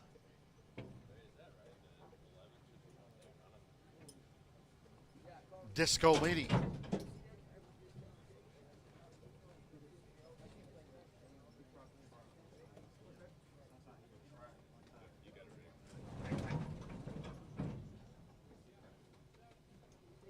Checking Me Out coming up. She has the rail draw. Checking Me Out.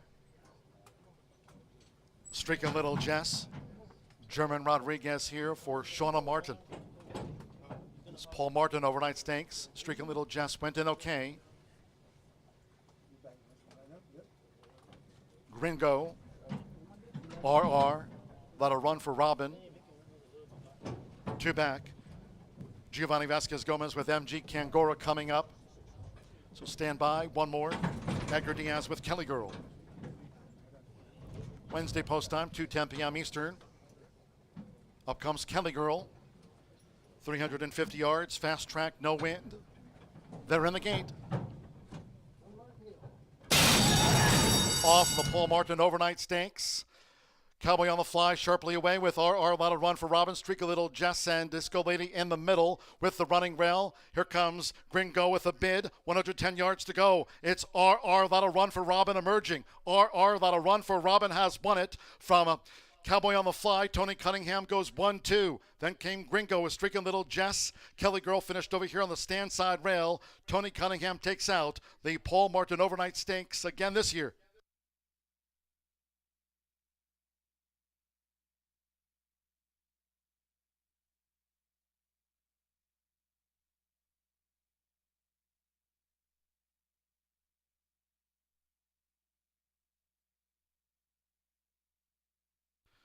We're standing by for the run order from the judges.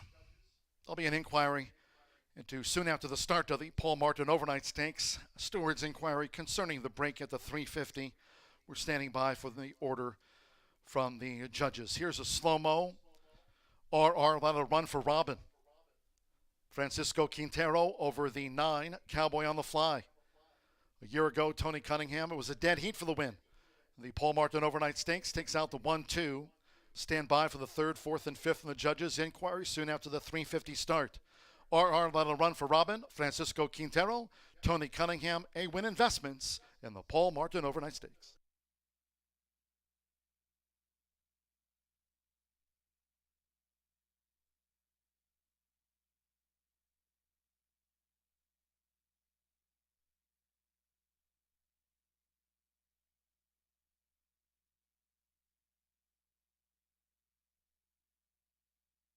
Steward's inquiry concerned number 1, Checking Me Out. After a review from the stewards at the 350-yard start, Checking Me Out. She was afforded a fair start in the Paul Martin overnight stakes, declared a runner. Checking Me Out. There was a review by the stewards into that start. Stand by for the 3rd, 4th, and 5th. Result of the photograph, 2nd to the 2, Gringo. Over 11, Kelly Girl 4th. 7, Streaking Little Jess was 5th. 8, 9, 2, 11, and the 7 runs 5th.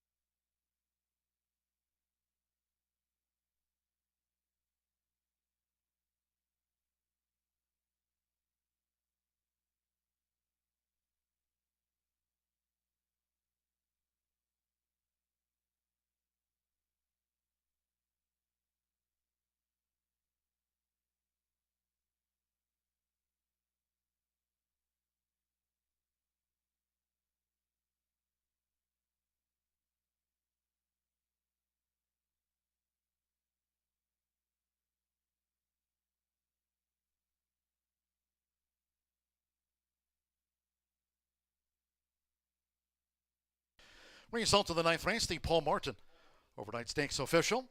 17.556 seconds clocked RR. Let a run for Robin. establishing a new record for this stakes of 17.556. A year ago, it was a dead heat for Tony Cunningham and the Paul Martin Stakes. This year, takes out the 1-2. It's official.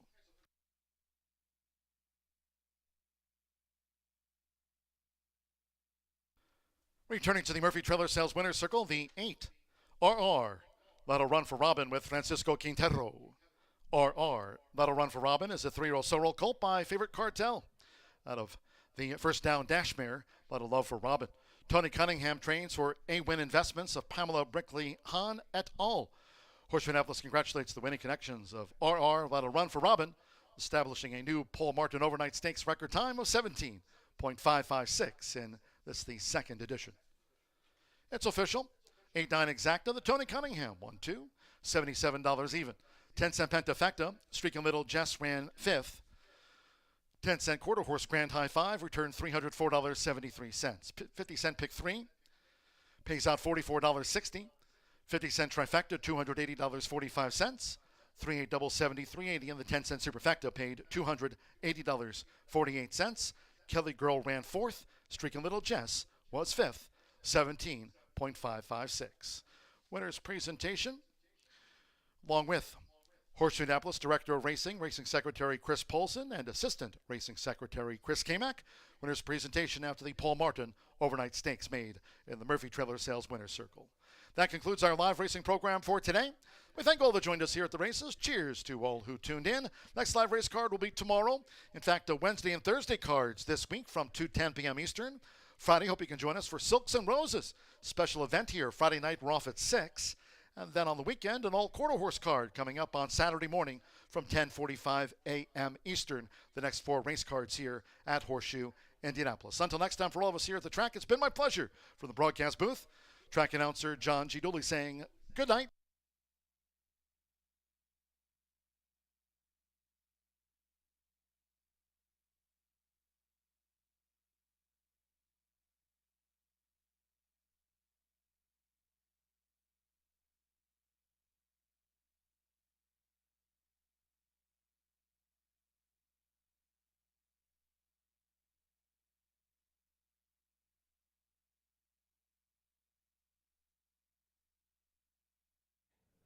Results are in for today's Week 2 of Beat the Bot.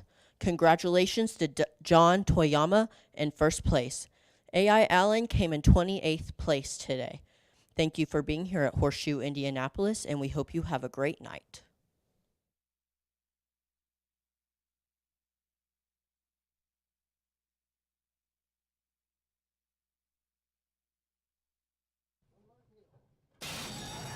Off the Paul Martin overnight stakes. Cowboy on the fly, sharply away with RR. That'll run for Robin. Streak a Little Jess and Disco Lady in the middle with the running rail. Here comes Gringo with a bid. 110 yards to go. It's RR. That'll run for Robin emerging. RR. That'll run for Robin has won it from Cowboy on the fly. Tony Cunningham goes 1-2. Off the Paul Martin.